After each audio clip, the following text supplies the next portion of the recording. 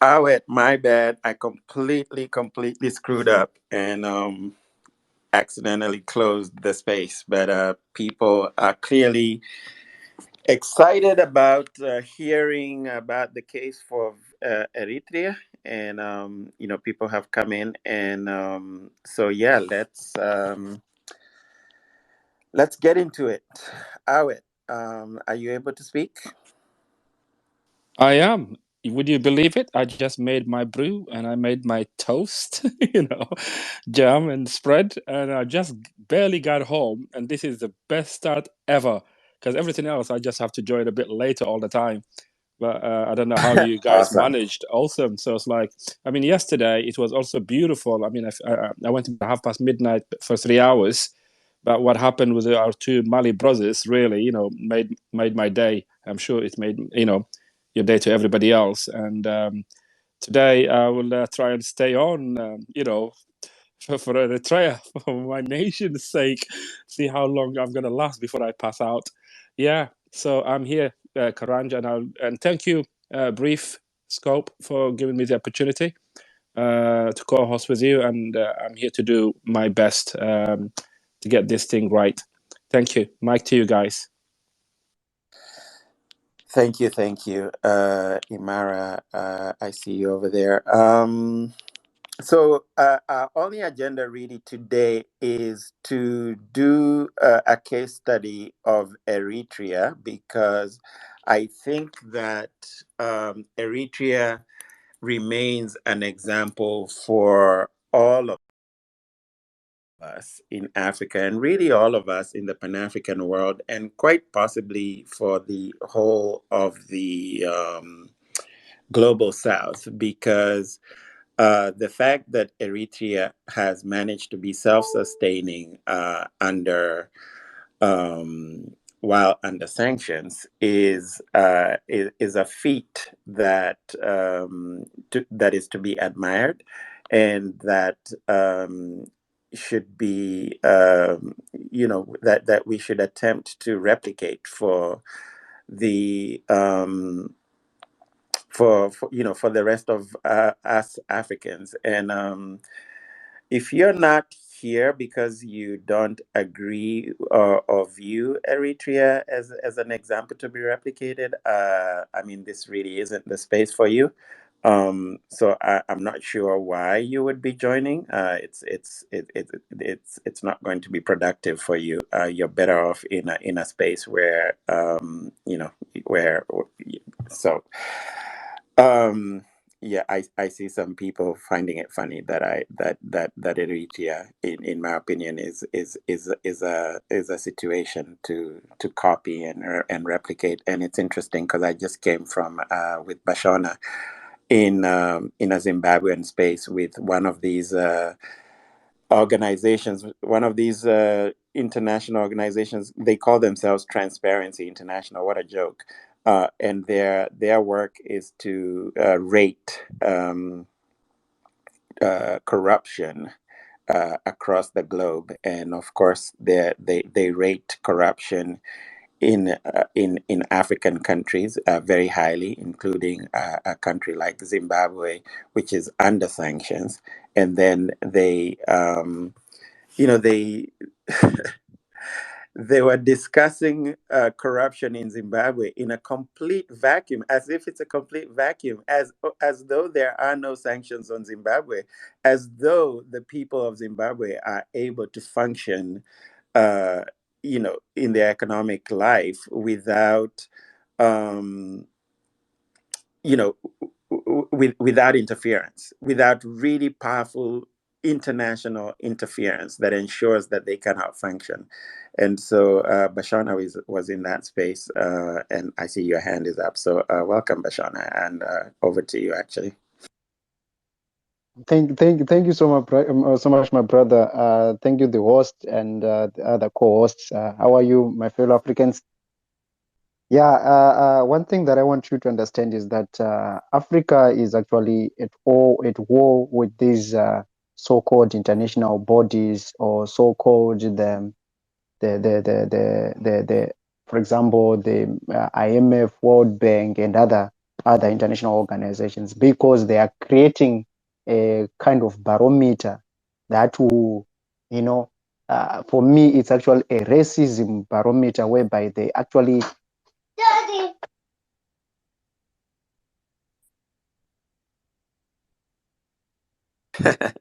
Bashona's boss always has the last word, and it seems like that's the case today. So I think I heard your kid come in. So yeah, we'll let you take care of that. I think although technology also might have interfered. Okay, there he is. He's requesting again. Awit, why don't you start us off? Because we are really here to learn. If you're able to, are you sitting comfortably with your toast and jam?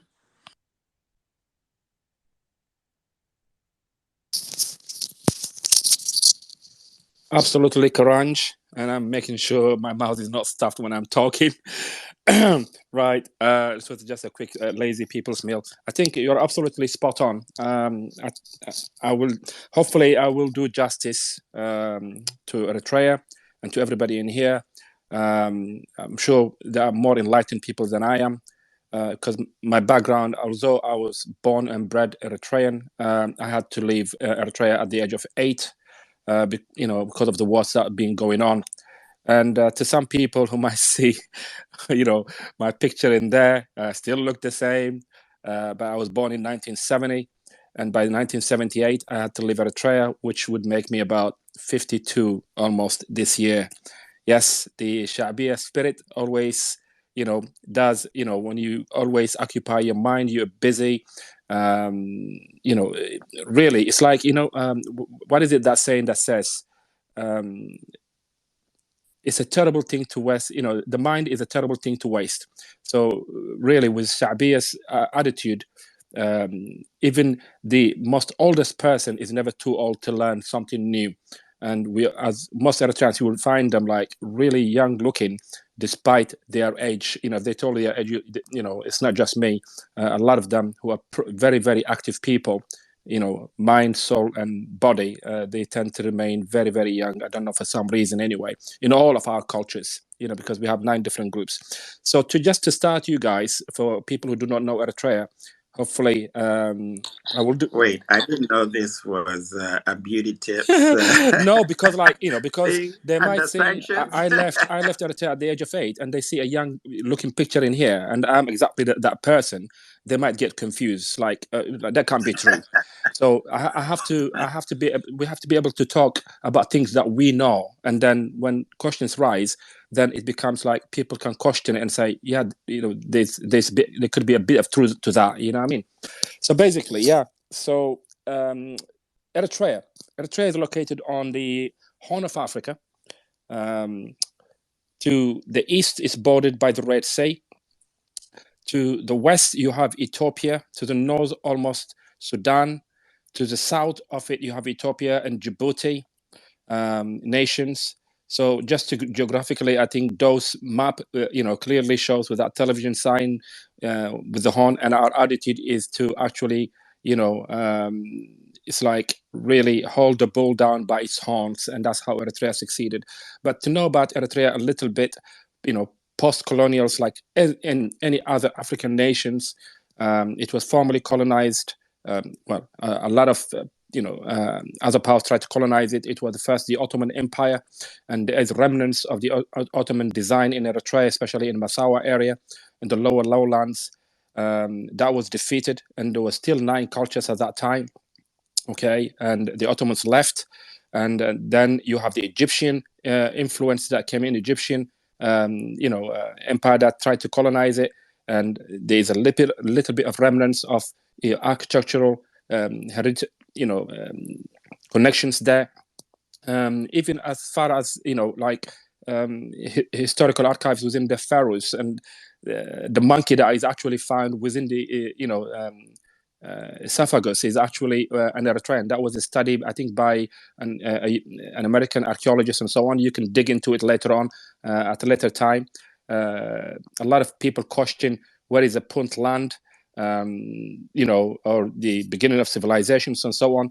There's a lot of things Eritrea can offer, and there's, you know, some would say Eritrea is the Puntland. As an Eritrean, I struggle hard to convince anybody in here. So just giving you an idea to look into it yourselves.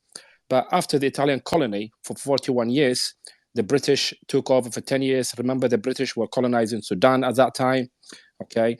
And to the south of us, the French took over Djibouti.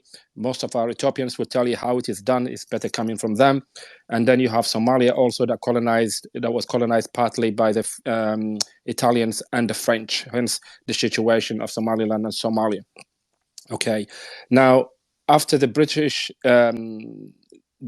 with the end of colonialism in Africa, not really, because we know we're talking, there's still the Franco nations, the Anglophones, and the Lusophones of how they're carving up. But Eritrea, you know, the US came after the Second World War, which came to aid, you know, the Europeans against the Nazis, and in which 35% of the world GDP was the United States, and that debt, you know, against its allies was never forgiven. But the US had another agenda.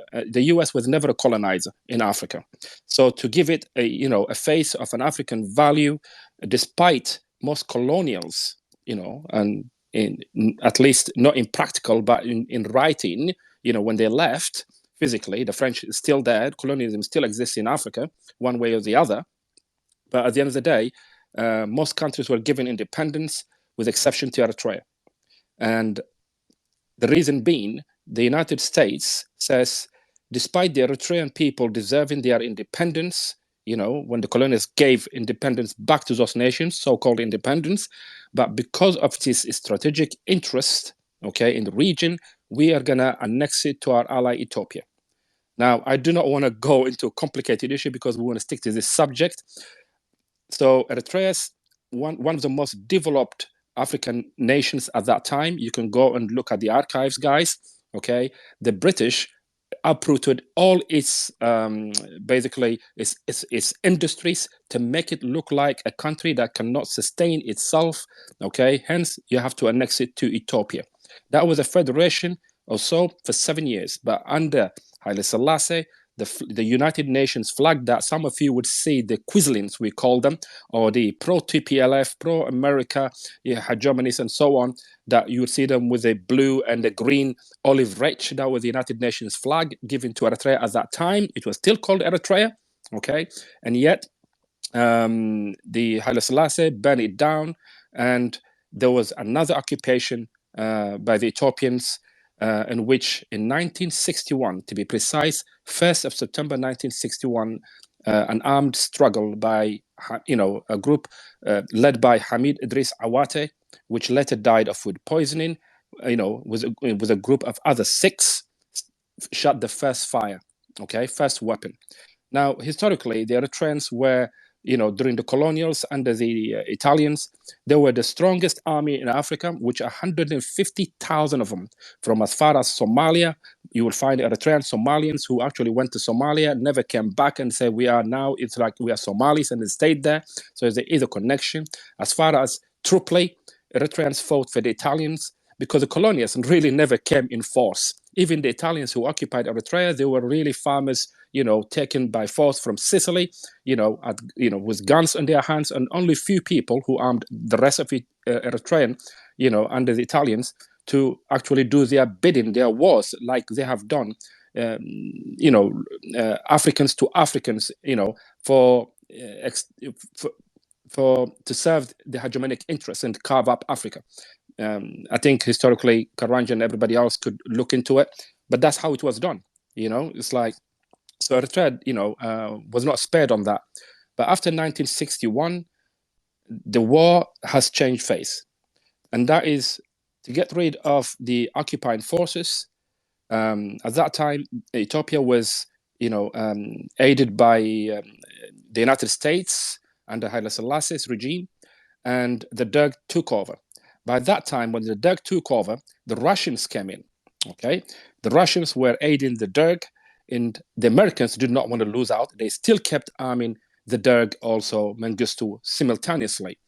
and even their generals' images that have been apprehended, in the Sahel, during the struggle of Eritrea, and Eritrea in full respect to the conventions of war, the conventions of POWs. There are archive footages of how they've looked after even POWs of Ethiopians who would, even the Red Sea denied they exist, and they wouldn't even help them or take them back to Ethiopia. So eventually, some of them they stayed. Who want to fight against the Derg. Some of them want to go abroad, so they had to go through Sudan and everything else. So let us come now. 1991. That has taken 30 years. I'm just skipping forward. Now, Eritrea is a war-torn nation with no infrastructure, thanks to the British, who actually did it at first, and then secondly, a 30 years long war where no other foreign nation supported it. One primary thing that I almost forgot to mention: at the United Nations, when the United States said, despite Eritrea deserving its independence, but because of its strategic interest, will annex it to our ally Ethiopia, only two nations objected, and that is Pakistan and Guatemala. I want everybody else to remember that, of all the other nations in the United Nations, everybody else was quiet. That means literally they just gave their blessing. The Eritreans were not having it. Now, Eritrea is also with 9 cultures, and we have also Muslims and Christians. How Islam came in was in 620 AD. The followers of Prophet Muhammad sallallahu alaihi wasallam, when they were persecuted by the Qurayshis, Prophet Muhammad sallallahu alaihi wasallam, he says to the 22 followers, or we call disciples in Christianity, he says there is a kind Christian king Nuguse across the Red Sea. Go to him. He will, welcome you until I send for you to come back. And Prophet Muhammad sallallahu alaihi wasallam was on his way to Medina at that time. Okay, so they came. And the story goes, because their dressing is totally different, and they said, who are you, such and such. And there is actually an American movie. I laughed my head off to see it on Amazon. I do not want to go away from that subject. Just give you a brief one. So how Eritrea became a circular, society of Orthodox, Catholics, evangelical churches, and predominantly one of the most, major religions in the world is also Islam. Beside the rest of them being Christians. Also in Islam, there are also 5 different faiths, including Shia and so on and so on. But Eritreans were Sunni. So the first mosque was built in the port of Asab, which is the the Sihaba Mosque. Everybody else can Google mosques in Eritrea side by side with the Orthodox churches, with the Catholic churches, everywhere you go, and you would never differentiate who's a Muslim, who's a Christian, because I want my African brothers to learn of how we can keep first. You have to keep peace, because it's easy to win battles, but to maintain peace is a long, consistent struggle. And people have to be enlightened, educated that nation comes first, regardless of your faith or ethnicity or anything else. But 30 years of war has solidified Eritrea's unity and the understanding, the respect, for the integrity and sovereignty of Eritrea and its land, its air and seas. And that is over 2,500 square kilometers of coastal lines to where Eritrea has been endowed to, and it's not easy to always, especially at the height of terrorism that goes on across the Red Sea and the Indian Ocean, to control that, a country that had nothing on it. So it has to teach its young people. So finally, where are we? Post 1991, under the pretext of a border issue, in 1997, war broke out again. And this was a US administration and its hegemony agenda under the TPLF. The TPLF, how they come, is a long history, because the Eritrean People's Liberation Front, which is led by our current president, Isaias Afwerki, since he was a teenager, they have told them how, it's like how to become soldiers. And they didn't, the story goes, they didn't even know how to march like an army. So basically they had to tie, a piece of cloth on one leg, and they will tell them, lift the one with with a rope on it, and then, lift the other one with no, rope on it, something like that. So up and down to march them. But at the end of the day, it's a long history. I don't want to go into that part, because this subject is on how Eritrea became sustainable. So in the end, the bottom line is the world has denied us freedom, and for 30 years they stood by whilst killing us because of our strategic interests. They hold on the Horn of Africa. It's not just to sit on Eritrea. Controlling Eritrea means controlling Ethiopia, Somalia, and the whole African Command Center line, which now they are coming to fight against the Chinese. Over the years when America was waging wars, okay, the Chinese, not just the Americans and the Soviet Union, the Chinese was rising up. That is something to look at. So Eritrea is no stranger to China. And China, as I posted a few days ago, and Eritrea is no stranger to China itself, because our president, South Africa, with his group, went to China during the armed struggle and learned something from them. So are we a socialist? Are we a communist? Are we, developing? I leave it here because, to decide how it is. Because in what Eritrea has is, the most important is leadership. Leadership of the people that from the youngest age, they walked out of their homes and the comfort to bring about freedom, away from being enslaved and having dependency. That took courage. In order to do that, they had to first understand the diverse cultures of Eritrea, the 9 different groups. But our president could be from one tribe. He does not see himself that way, and others. But at the end of the day, you understand them, you put their values together, and you find a way to unify them for one cause, an armed struggle for freedom and independence. And they have managed to do that, followed by building it post-1991 independence with the establishment of the PFDJ, in which I'm a proud member, which means the People's Front for Democracy and Justice, and that was in 1994, which, anybody can ask for the preamble of how it went, that made Eritrea a success today, build a roadmap to nation-building processes, primarily, and, there are pillars in there, is social justice. Okay, to build a self-reliant nation, it's very hard for me to take your time, guys, and explain all through it. But I think you can go to my YouTube site, Iristar UK Media. You will find what the PFDJ is in English, narrated for you guys. And anyone, a few Africans in here can actually say, this is exactly what we want, and this is what we wish, but how do we implement it?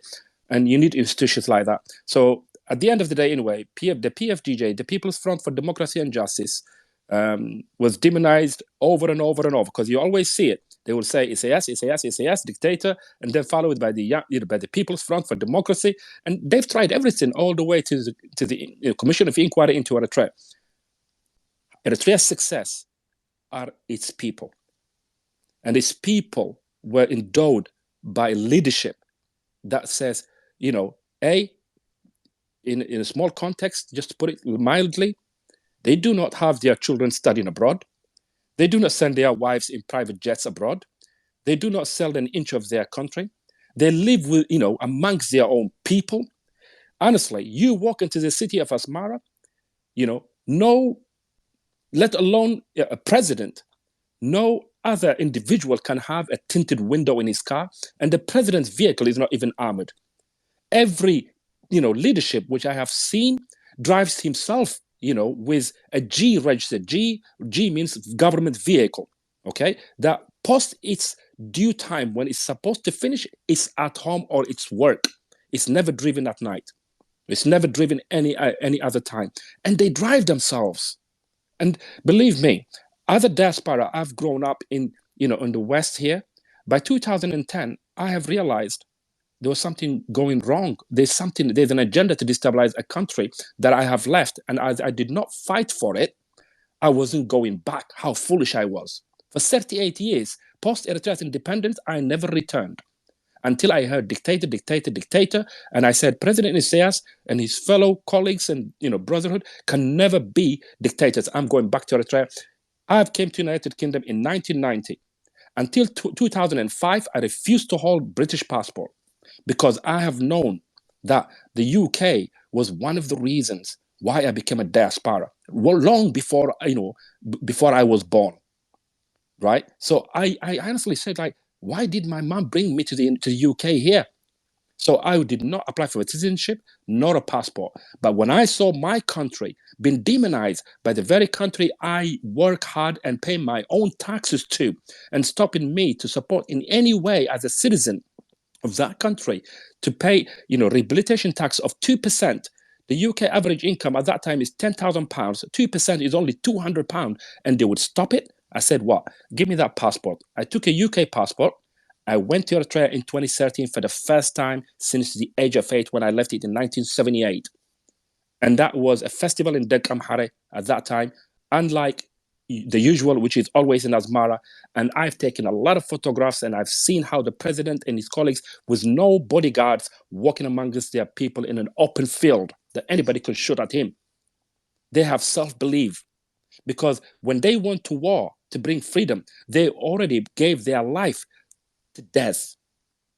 And that is one thing I have learned. Whatever I do, in my life, whatever I do for my country, I'm willing to bite that bullet. Whatever comes, let it come. But I will not yield down, okay, for nobody when to demonize a country that just says, leave us alone, who has every right, like every other nation, okay, to be free and independent from the shackles of being enslaved economically, politically, in any way. And that's what Eritreans, wherever you see them, become leaders everywhere you go, regardless of how little numbers they are in comparison to our Ethiopian brothers and everything else or any other nations. We're only 5 million. Imagine maybe 500,000, maybe a million Eritreans abroad since 1961.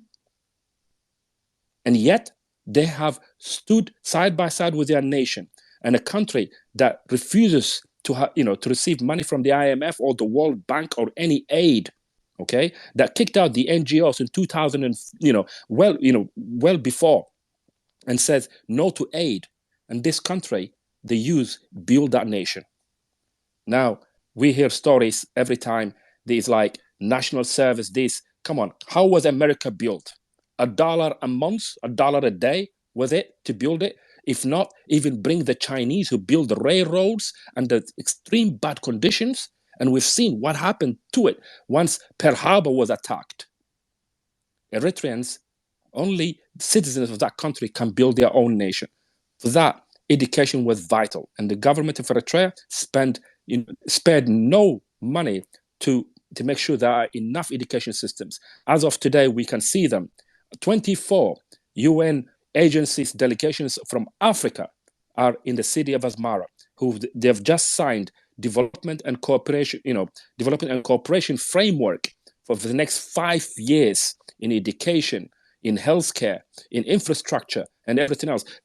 Guys, have you heard such thing? Why don't we give you a break, Fantastic. for a second? Yeah. To bite into your sandwich and take some questions, because it looks like there might be a couple. Just to give them a brief idea, there is a lot to know about it, but some people might not have the context of where Eritrea came from and where it is at the moment, and then say, okay, what's the success of Eritrea, how it goes, and questions will come up, and I'm always here to support. Thank you, Brief Scope, Karanja, and everybody else. The Eritreans in here, better than me. Don't just rely. I'll do this. Just do the co-hosting support part for most of it. Thank you. Mic free.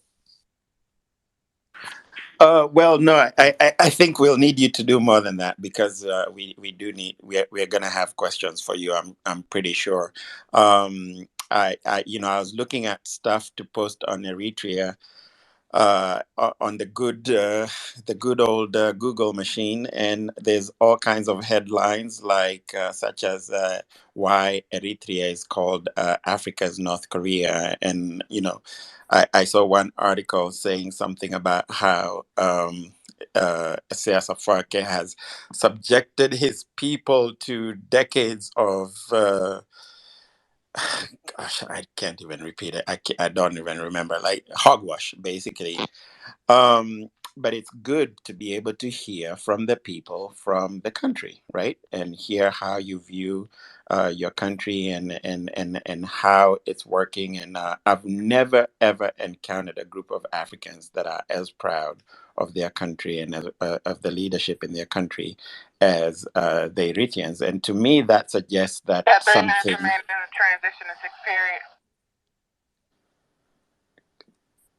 Are you actually contributing or are you trolling? I had no idea what you said. No. I'm sorry. That was a radio. My name is Maricos, and I just listened to Beside Out, so I can say my few 2 cents if you would like. Hold on one second. So Bashona, did you have a question for Awit or a contribution? Go ahead, Bashona, and then Keith Fly. Okay. Thank you so much, my brother. I'm sorry about what happened earlier on, but my point that I was trying to raise, and also I would have another question to my brother from Eritrea. What I was trying to say is that, you see the so-called international platforms which are being created mainly for Africans, mainly for the country which are marginalized on global economic village, whereby, like in my country, Zimbabwe, we're having a situation that we have been in sanctions since 2000 up to date. And whenever you see them coming up out with this kind of, it's called international transparency, whatever, they will say Zimbabwe is ranked number what in terms of corruption index, whatever. Their objective is that in March, this coming March, that's when United States of America will review the sanctions about Zimbabwe. So apparently what happened, what they did is that one of our, our own Zimbabwean black person who is doing good in terms of, employing our fellow Zimbabweans, through his, projects and so forth. So they want to sanction some of his companies, like what they did last year in September. They sanctioned him through United Kingdom Parliament, and now they want to put more sanctions on his companies. These companies are the ones who are actually, building roads, making huge construction, in Zimbabwe in terms of infrastructure development. So they want to give sanctions to those companies. So I want you to mark my words that come March, they are going to put sanctions on those companies. That's the reason why the so-called international transparent, was on the run today. And I'll then come to the issue of, I would want to ask my brother from Eritrea, for us as Zimbabweans, yes, we've been enduring this kind of sanctions, and we are still, and we are trying to, to grow our economy, though these sanctions are there through our mainstream of agriculture, mining, and tourism. These are mainstream, economic boosters of our country. So I would ask a question to you by saying, what else did you guys manage to sustain yourself for such long period of time to say no to IMF, no to World Bank, no to NGOs? Because as we all know, NGOs are the ones who are being used, to infiltrate our countries, to infiltrate our land of Africa, in terms of even, destabilize our countries. Look what is happening in Mali, Burkina Faso. It's all because of NGOs who come in the form of NGOs, but we know that they're security agencies who are working to destabilize the economies and also the government of those countries. So my question to you is, how did you manage to survive in such kind of environment? And how are you making it as Eritreans, so that maybe us as Zimbabweans who are in same predicament with you guys, we can take a leaf and we can maybe continue to build our country. As you can see right now, if you go into Southern African Index in terms of economic growth, Zimbabwe is now ranked number 2 after South Africa in terms of the fastest economic development in the region in Southern Africa. So that will be my question to you, my brother. Thank you so much for the opportunity, the host and the co-hosts. I appreciate it. Can I ask out? I do have a correction for it. Can I get it? Yes, go ahead. Correction for out is I'm very proud of him because all correct history has let it. But one correction I would like to give him is the Sahaba Mosque is not in Asab but in Massawa. It is built in 620 AD. That was my correction. I think 650 AD actually, to correct you. Thank you. Thank you, Awad. I'm very No, proud of you. I you follow you always. thank you. You're welcome. Bye. You're well right. You were right on that one. You're spot on. 620. I mean, I think majority is 620. It would be very difficult, but just to give them a brief idea, that was that. Not to give, like the best way to learn is when somebody gives you something. Don't believe everything. Research it. Because the biggest thing they've done to Africa is feed us. First of all, is completely own our voice by putting in their own think tanks, by the kind of people that serve them, or the kind of so-called journalism where they say it is ethical in their countries, but it's we don't deserve, as if we don't deserve ethical journalism. Sit it in Nairobi and everybody else with black faces, and then just feed us junk. But when nobody in here, it's like Brief Scop, hosting it, Karanj, I'm co-hosting. But guess what? We all of us in here, who are spending our precious time, own this room, because we are the ones supporting each other. Nobody is above another. Imagine like in Eritrea, they say, it's like, especially on the People's Front for Democracy and Justice, when we try to build one nation, no one is above the other. You have a chairman, you have the president, and guess what? Even the president, when it comes to that, to the members of all Eritreans within, because they are all PFDJ, they are all Higdef, the word you heard it, they're all his Bagumba. He's never above them. In fact, I think he gets paid lower than me 1,000 folds. What sort of president lives on $1,000 a year? And earning 30 grand a year, 30,000 pounds a year is not enough for me here. Can you imagine that? Can you imagine me living on £1,000, and $1,000 a month? That is what, $12,000. It's like, so at the end of the day, I don't want to give something because there are more Eritreans in here that would speak up. I'm just a co-host for today, and then I will support other people else. But please raise your hands. Don't just ask questions. Karanj, I think you'd be best, and Brief Scope have questions, and then the non-Eritreans, who have questions, like our brother from Zambia, who Tanzania, was it Zambia or Tanzania, who has the right question? Zimbabwe. Honestly, I confuse the names all the time. I said, which one did I hear when it comes to that region? See, we are all like brothers, and then we have like names differentiated everywhere. But the fact is, I'll be glad to answer it. But at the end of the day, I'd rather give opportunity. Let's say Emara has raised his hand, do his bit, what is about Eritrea, and then I will also put in something that he probably just, missed, or I probably learned more from him, to be honest with you. If we go that way, that's the best way, Karanj. Your audio went out there for a second. Karanj, you lead it as a co-host and Briefcase, and I'm always going to support you. I don't want to make this about me, because I'm not Martin Plout coming down here taking a stage. I don't want to do that, to be honest with you. I don't want it to be seen that way. So yeah, give Emara a chance to answer. Anybody else who can answer questions will be great, and then we will just add a little bit that might have missed. I think I feel comfortable. Sure. So thank you.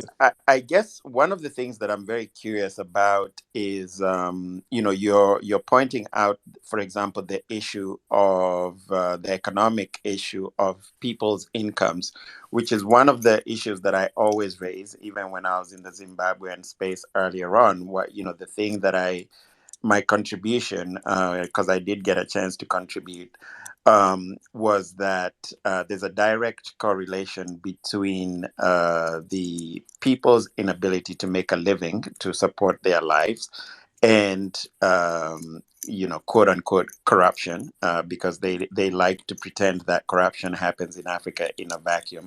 And by the way, corruption doesn't only happen in Africa. Corruption happens everywhere on the planet. And so when people are living on $1 a day, And when things cost the way they cost, like a tube, I always use a tube of toothpaste because I think toothpaste probably everywhere on the African continent and in the global south, I think most people will recognize a tube of toothpaste is almost always Colgate, which is actually an American company. Colgate Palmolive is an American company. And so American companies do not discount their products for us the way we discount our products for them. And so a tube of toothpaste, a large tube of toothpaste, anywhere on the planet that you go is $3, whether it's in Nairobi, in Harare, in Johannesburg.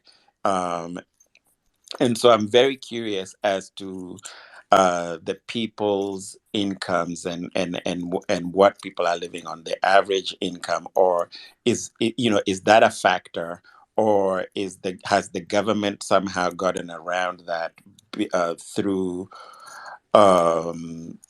provision of food security? Because of course we know that one of the biggest issues in Africa is the inflation, um, in inflation that is imported from the West through our currency exchanges that leads to high levels of inflation on food prices.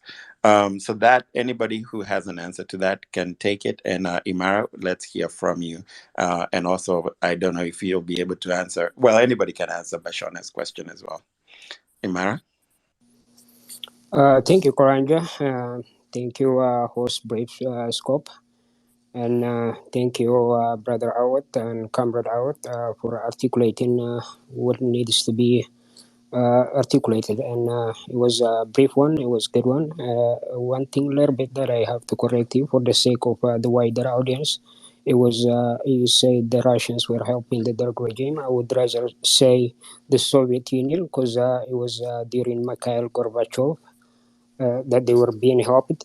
But to come back to the topic, to understand Eritrea, someone needs to dig deeper into the armed struggle for independence. And I'm gonna articulate the main things in the armed struggle, and we can go ahead from that. In 1961, there was the ELF Liberation Front, which Eritrean Liberation Front was started by Hamid Idris Awati and his comrades, and the leaders of this group were mostly in the diaspora, and then they didn't have the ultimate goal of. If you guys can give me a second. Okay, I think it's left on me for now. Oh, right. Yeah, I'm back. Tony. I'm back. It's okay. Okay. I was responding to someone. So I mean, it was not the best for the people, and three groups split from that, saying the first, second, and rebel. These are the three groups that split from that, and they formed a unity, which they later named it as well, Haylatat, which means People's Front. So from that, they went on to the Eritrean people. They had this book called Our Vision. They were preaching the people what their vision is, and the people were getting conquered to their ideas. This is what it starts to form as a government. And then after that, they went with this slogan saying, let me say it in Tigrinya first and I will interpret it. Which translates into educate the public or bring the awareness of the public, group them or organize them, and then arm them, which is at this point and after the independence, it's with knowledge. So by that, it started taking baby steps, like let's liberate land and people step by step, and then it became a people's revolution. Then that's when it became a government. In the mountains of Sahel, in the trenches of Sahel, it would do the most sophisticated surgeries. It had a lot of garages. It had education centers. kids were born there, and they were being educated in there, and they had from primary to secondary schools out there in the trenches of Sahel. And then from this goes, I think I have tweeted it, if Karanja, if you can say it, President Isaias Afwerki's interview, I want to say, it's not an interview, but it's a little like a minute clip saying about self-reliance. We adopted self-reliance, the People's Front adopted self-reliance in the early days, like in the 70s, which is if someone is aiding you or giving you, you become their dependent. So they avoided that from the very beginning, and they said, "Nitsalai beberatu bitiyitu," which means destroy the enemy with its bullets and its armaments. So the Eritrean Liberation Front never barred a single gun from any country. It always surrendered its weaponry from the enemy. So you can see how the resilience of the fighters. I mean, the fighters, they would be educated. Every single one of them would be educated about the Vietnamese War, about the Korean War, about all these things. Their awareness was to the maximum limit. And then, to give you some better understanding, it adopted some slogans. For example, it's the People's Front. It is for the people. So there are some slogans that were adopted by then, saying like "Awat Hafash," for example, is like victory to the masses. Zal Alamo Zakhran Suwatna means eternal glory to our martyrs. And other slogans on top of that, like what I mentioned before. So, from its very beginning, it was formed by the people and it worked for the people. Post 1991, after the independence, that just continued, that flourished. In 1994, for example, national service was erected, and there was the National Charter of Eritrea was erected in 1994, and it continued on developing and developing. So, in Bashoma's question, some of them I might have answered them from the coming of the EPLF or the PFDJ, finally, People's Front for Democracy and Justice. As its name indicates, it is People's Front for Democracy and Justice, and that's why it thrives. Eritrea, let me tell you, at this point of time, there is no train in Eritrea. If you see flashy things and stuff and get conquered to that, there is no ATMs in Eritrea. There is I can go on and on, but the point is, it's the People's Front. When I say that, people do work for their nation and they build their nation and they are happy with their leaders. That's the main critical point why Eritrea is standing tall at this time. As we speak, the people are the government. The government is the people. There is no difference between that. That's Imara, yeah. I think so. I think what you're expressing is obviously is the pride that I always hear from Eritreans. Uh, I'm curious to know how it actually functions. I'm curious to know how labor is divided and how people are feeding, clothing, and housing themselves. Um, and if you can answer that if you have the answer, or we can go to Kone, also when you're done and hear from him. Sure. Just like any other government, there is the structure of government. It's not like there is no structure of government. There is a structure of government, and there is this Eritrean Union of Workers. Just like any other country, there is workers, there is employers, and all that. But the point is, the national service. Every citizen from every tribe, from every ethnic group, going to the national service. First thing, it brings love between the society. You discover your country. you discover the other people that you see, and you have the sense of seeing each other like as a one country. So And the and national services. service plays a critical role on the development of the nation too. On top of governments in Africa, we know it all. They cannot hire 100% of their society. That is just impossible. But in Eritrea's case, the national service is supposedly supposed to be for 18 months, but due to the you guys know it, and you can discover it due to the no war or no peace thing, they had to stay for a longer time. But in this 18 months, someone would go with his classification, with his knowledge. If he's a teacher, if he's a college graduate, he would go either teach. If he's a college graduate of agriculture, for example, he would go help people on farming, the local villagers, and with his knowledge. If he's a doctor, he would go to healthcare and he would help for a year and 2 months. Basically, that's what it's supposed to be, unless because of this no war, no peace thing. And so the national service played a critical role in building dams, in building the highways too. I mean, there is laborers, and the national service plays a role too on that. So it is like, by your profession. If you're a teacher, you go teach kids, or you go teach high school students, or whatever your profession is. So that's how what the national service is actually. And like any other country, there is the labor workforce, and it operates. I'm not like a government official where I can tell you all the steps step by step, but I'm just like a citizen that I'm trying to elaborate. I think I'll piggyback on Amara to answer Karanja's question, or anybody else who might have the same questions in their mind.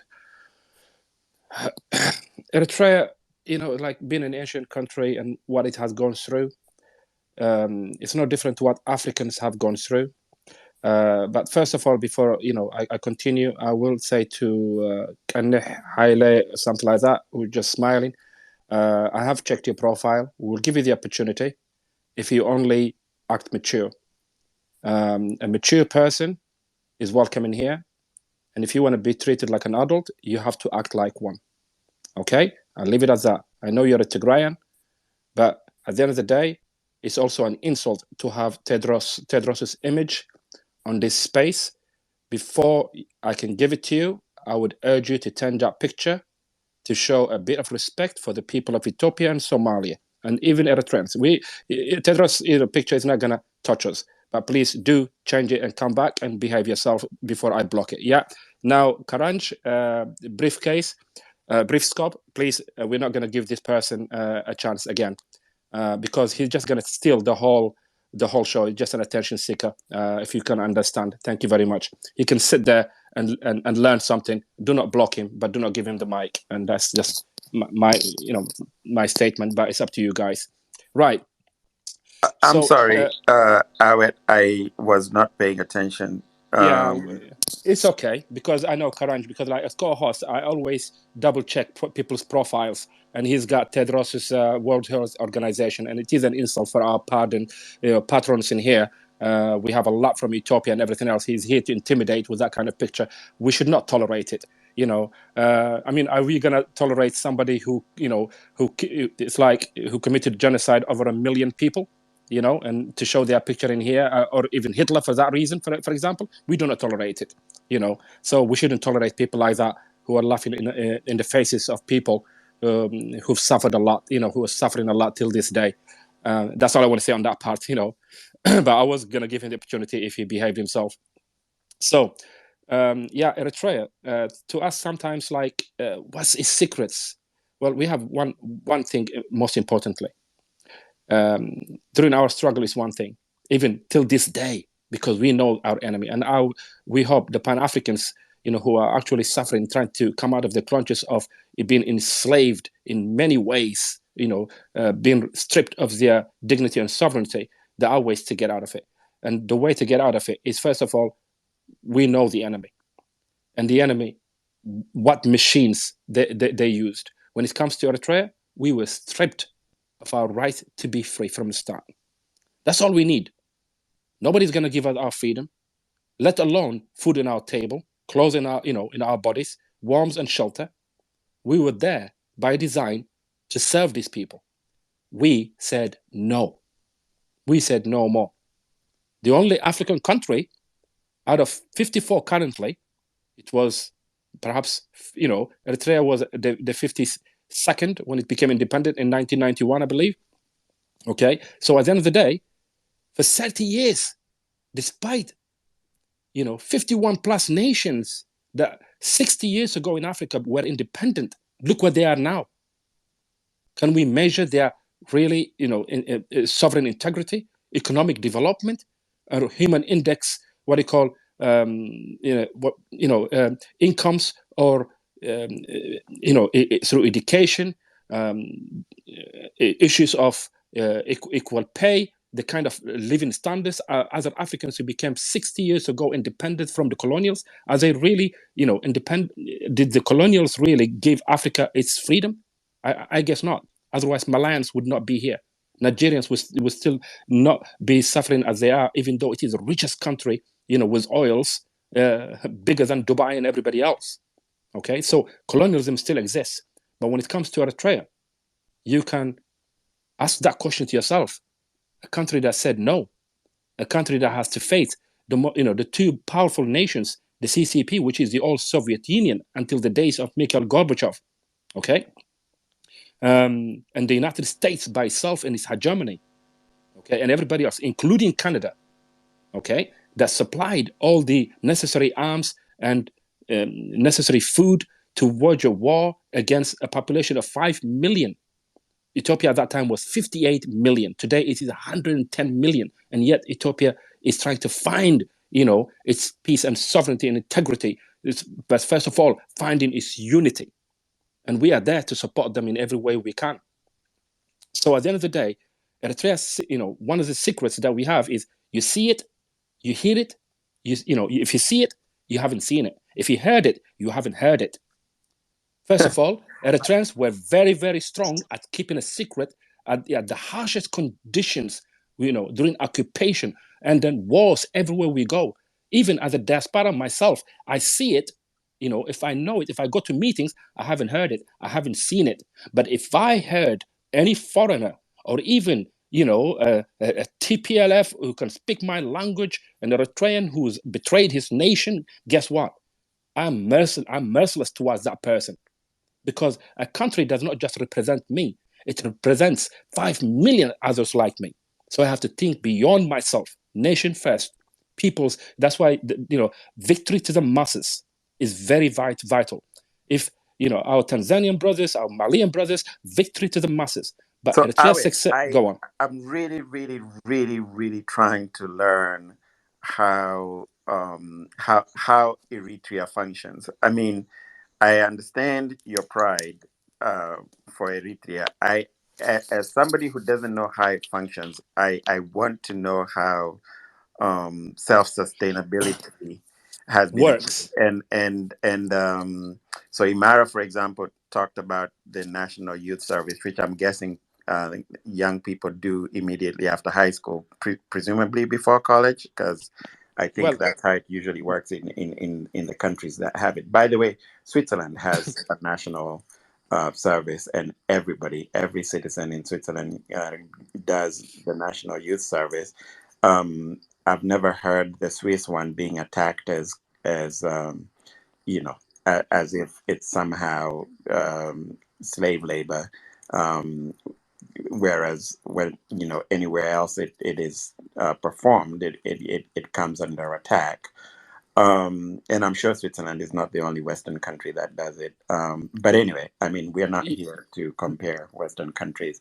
I'm curious as to how it's past the national service, how are the lives of people? What are people living on? Is it because of is it food security in and of itself that is the source of security? How are people building homes? How are people how is work organized? How is the government organized? I know one of the articles that I was reading is that there's no legislature, and I'm not suggesting that there should be one. I just want to know, how is it organized? That's all. Right. It's what I would bring in here, to be honest with you, is like on a Pan-African scope. Let's not just like be Eritrea, because Eritrea is a case study, and how our Pan-Africans can succeed from it.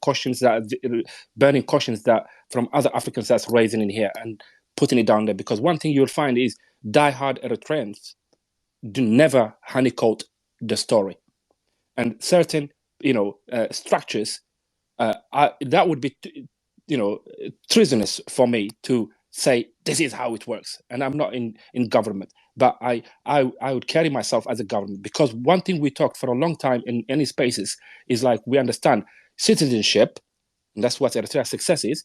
It's not something you become a citizen when everything is good and you shelve it when things get hard. No, in Eritrea it's not. You make sure whatever happens, you make sure that ship sails to its goal.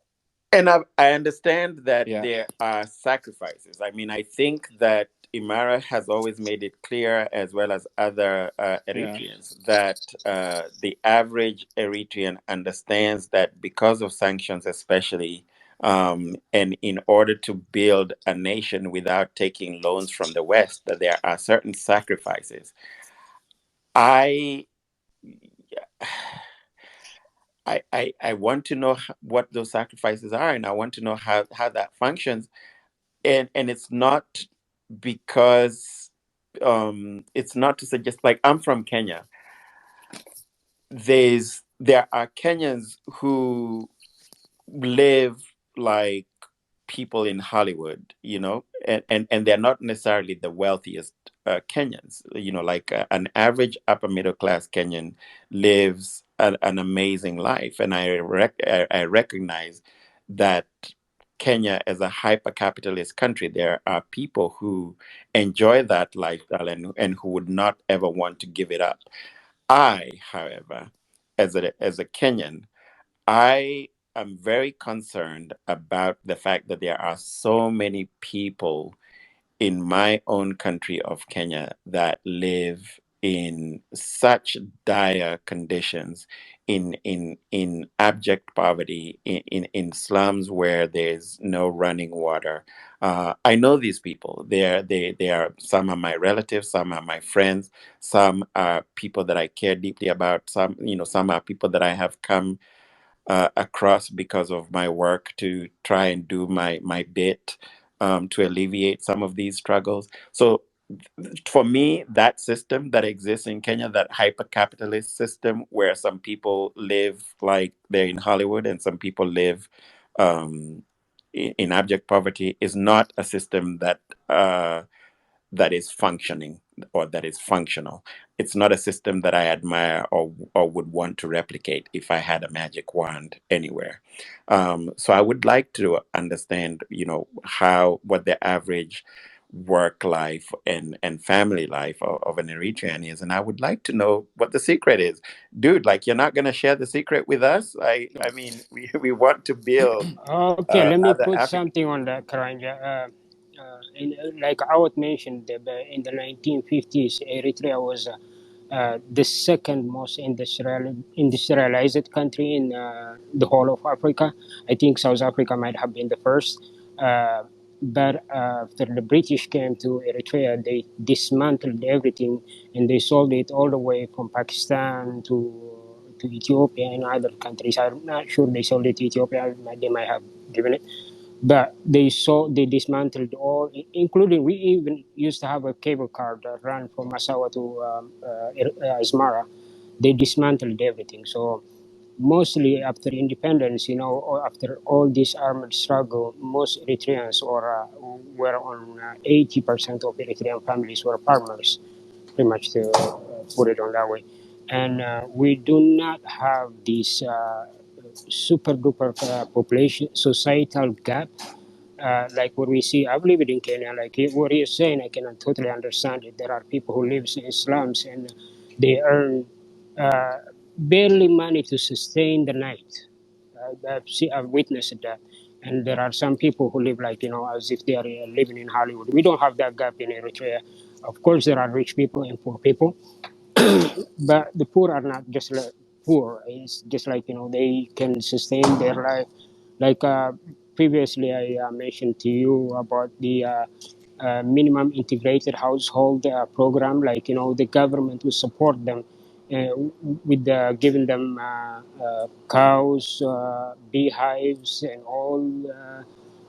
Tree plantations, like 20 trees. For some of them are for food, some of them are for animal feed, and some of them are for energy purposes. So there is not that much. And the thing is, in Eritrea, we have never created these giant cities where there is slums in them. If you go to Asmara, you wouldn't see any slums. People were just like workers that you would see in Asmara, and mostly of the population, they stayed where they were, in the villages or in the sub towns, like smaller towns. So towards your point, we do not have that gap. But I do not want to say Eritrea is capitalist, Eritrea is socialist, Eritrea is this. Eritrea is Eritrea. It has its own style. It doesn't follow any. It takes the good stuff from whichever it is for the people. I think Karanji is also really looking for a deep, meaningful, how can it be tangible answer. I don't think he's still satisfied, and that's why I'll give it a try. First of all, the Eritrean society has always relied and worked closely within each other. Okay, I don't know about other societies that when you see your neighbor is hungry, and I don't think it is an African custom. It is an African values that you always look after your neighbor, whatever you want, and believe me, regardless of their religion, okay, or beliefs or tribes, they have always that. That is truly entrenched in Eritrea.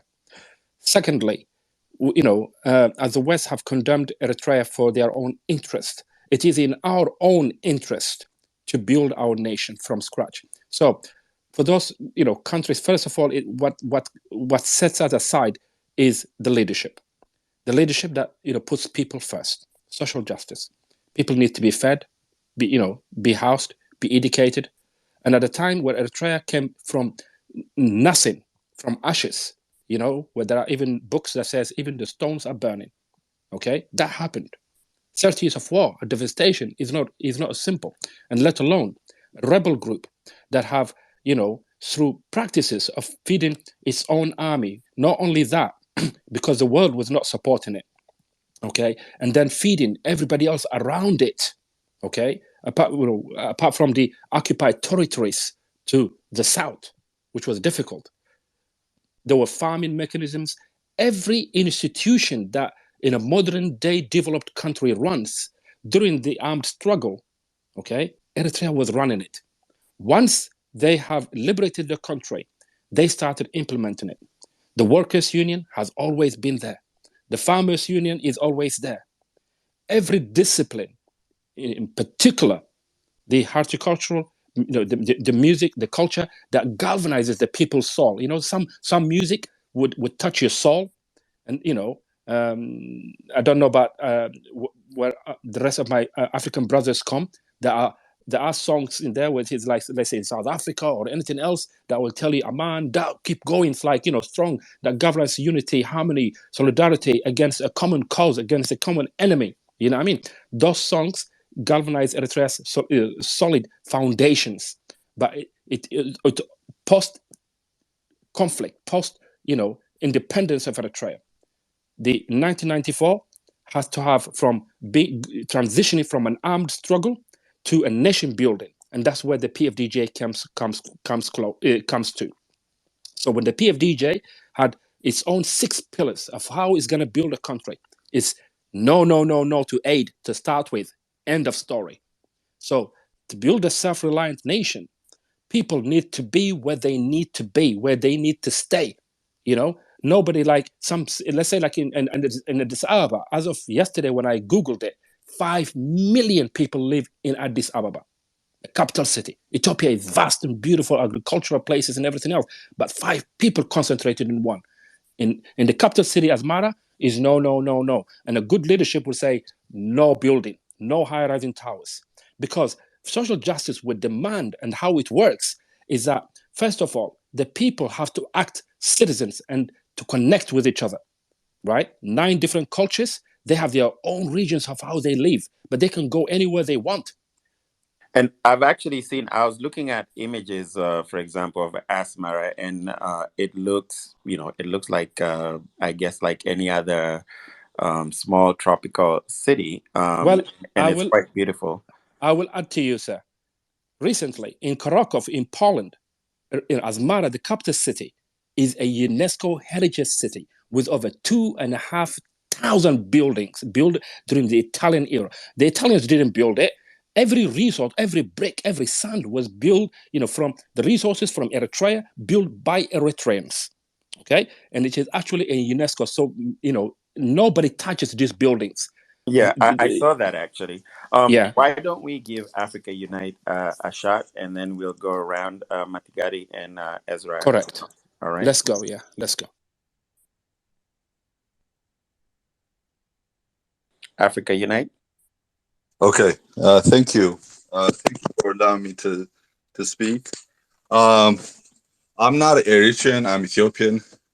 However, I have a lot of friends that are Eritrean, and my wife also is Eritrean. So I think I wanted to speak about this, and this is a very interesting topic, and I'm also learning a lot. So I think Eritrea is a very good symbol for Africa and growth.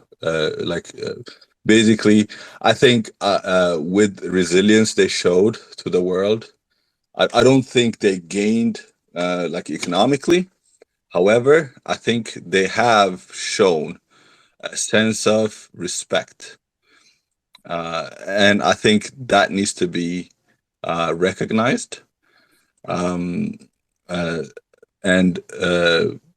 Basically, you could just, somebody that you give food all the time that comes to your house and you give him this, you give him that takes it. But there's somebody that has a sense of self-respect. I think that needs to be respected. However, as far as like Karanja's question, I think there are. I'd like to be honest. As far as my information, I have not stepped my foot in Eritrea, but I have a lot of information. From the information I have, I don't think Eritrea is one of the good. There is economic growth, but there's not they don't everybody's not living well. However, everybody's also leveled. Everybody is under middle standard, but everybody's almost equal. So there is that. One thing that helped them survive is their discipline. As you've heard from Imara and Awat, everybody have gone through military training, and that gave them a lot of good discipline. And you could see a lot of Eritrean friends that are disciplined. Even when we hang out, when I go out with my Eritrean friends, I see when we all do oh, okay, let's go to do this fancy stuff, let's pop bottles. No, they don't participate in those kind of things. They save their money to send back to their country. That is something I have a lot of respect for, and that is something I adopted for myself, and I try to do that for my country as well. The other thing they have is you guys can correct me wrong. They with Ethiopia and Eritrea relations, there is a lot of interdependence as far as economy and basically relationship. But that has been sabotaged by TPLF. We used to, they have port, and we used to import a lot of things through them, and that used to basically assist and help the country grow, and that relationship being destabilized, that relationship being broken, have hurt Eritrea a lot, and Ethiopia have had to use Djibouti and Somalia for importing goods, and also natural resources as far as coffee and like food. I think they used to import from Ethiopia with reasonable price, and I think that also they the relationship between Abiy and Isaias being flourish. I think that will help bring the two nations up together, and I think that needs to be recognized, and that also needs to be um, basically told. All this, secessionists and people talking about we want to separate and things like that. They need to also know Eritrea have done it very carefully, very strategically, and even though there's struggle and that they have survived, there's good growth. However, they also have advantages such as sport and also discipline and all these good things. And this like for example, session is talking about Tigray secession and things like that. I think it's going to be very hard to survive, especially thinking having your neighbors hostile and things like that. So that should be noted, and I think that's also needs to be told. Thank you, guys. Karan, shall we give it to Ezra Yes. next? Ezra, and followed by Metegari, I believe. I will read your name. So yeah, I was right. So Ezra, mic to you, sir. Okay. Yeah. Can you hear me? Yeah, absolutely. You're on. Okay, great. Actually, you said it. You said most of it, but I think my friend from Nairobi, I would like to. He wanted some quantifiable numbers or data or something he could monitor or check. I actually grew up in Nairobi, so I know how life in Kenya is and was. I'm also an Eritrean. I mean, we're all traveling a journey to build nations in that area. As per Eritrea, I think you would like. I mean, it would be a good idea to see if you could monitor the life expectancy data, where it was, what it is right now.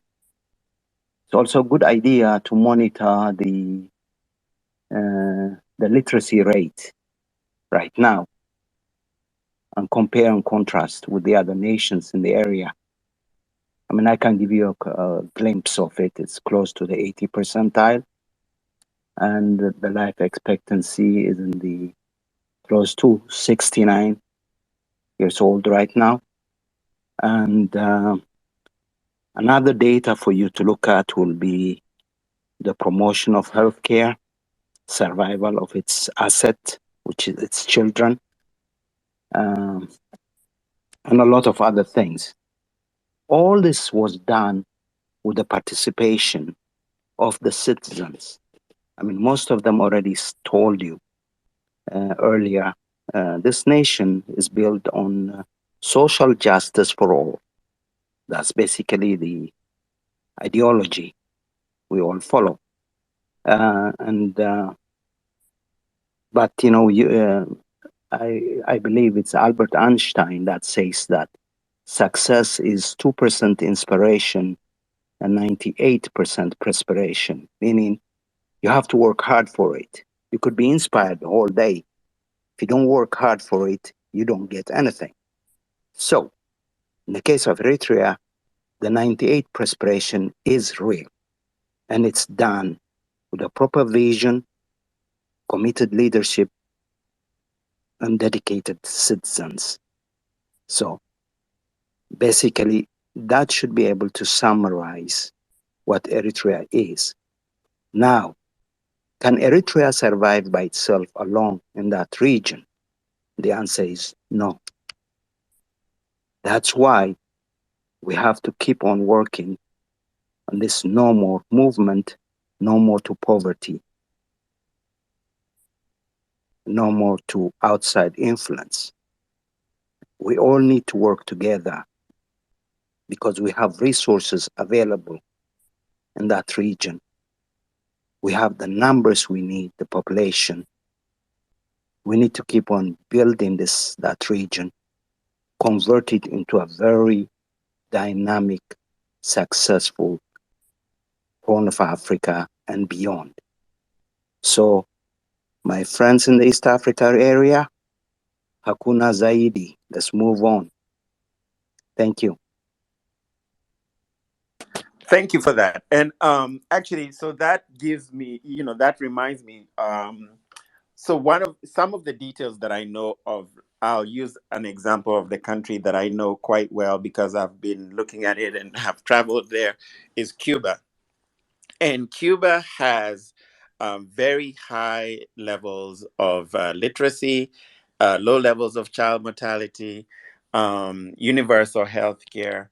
And the other thing that they do is that they ensure food security and I don't know whether about their farming aspect, but they do provide subsidies for individuals to ensure that nobody is going hungry.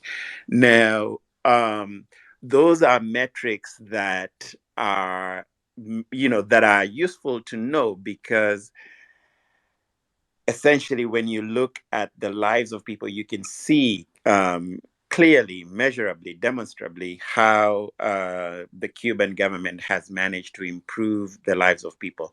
I also love the fact that you guys do not describe Eritrea as socialist or communist or capitalist or whatever it is, any of those English Western words, because uh, what I imagine. So part of my reason for hosting this space is because as an African, as a Pan-African activist who's fighting for our own independence, what I want is for us to develop systems that work for us, that are built by us, that resonate with us, based on our own Ubuntu system of collectivism that has existed in Africa for millennia, long before we started being interfered with. And so absolutely. Communism, socialism, capitalism, none of those accurately describe what we were previously. And so we don't need to fall into pigeonhole ourselves into any boxes. We just need systems that work for us, systems of government that work for us. One of the things that I'm always talking about is the fact that of the lies that we have been sold about the panacea that is quote unquote elections, as an example of democracy. Well, Trump got elected in the United States despite losing by 3 million votes. That is American democracy. So don't sell me, don't pee on me. And I think this is it's probably an African proverb, but I know it is an African American proverb. Don't pee on me and tell me that it's raining, right? Because you can't claim that this is democracy or that this is what represent equal fair representation is when somebody can lose by 3 million votes and still be elected to president.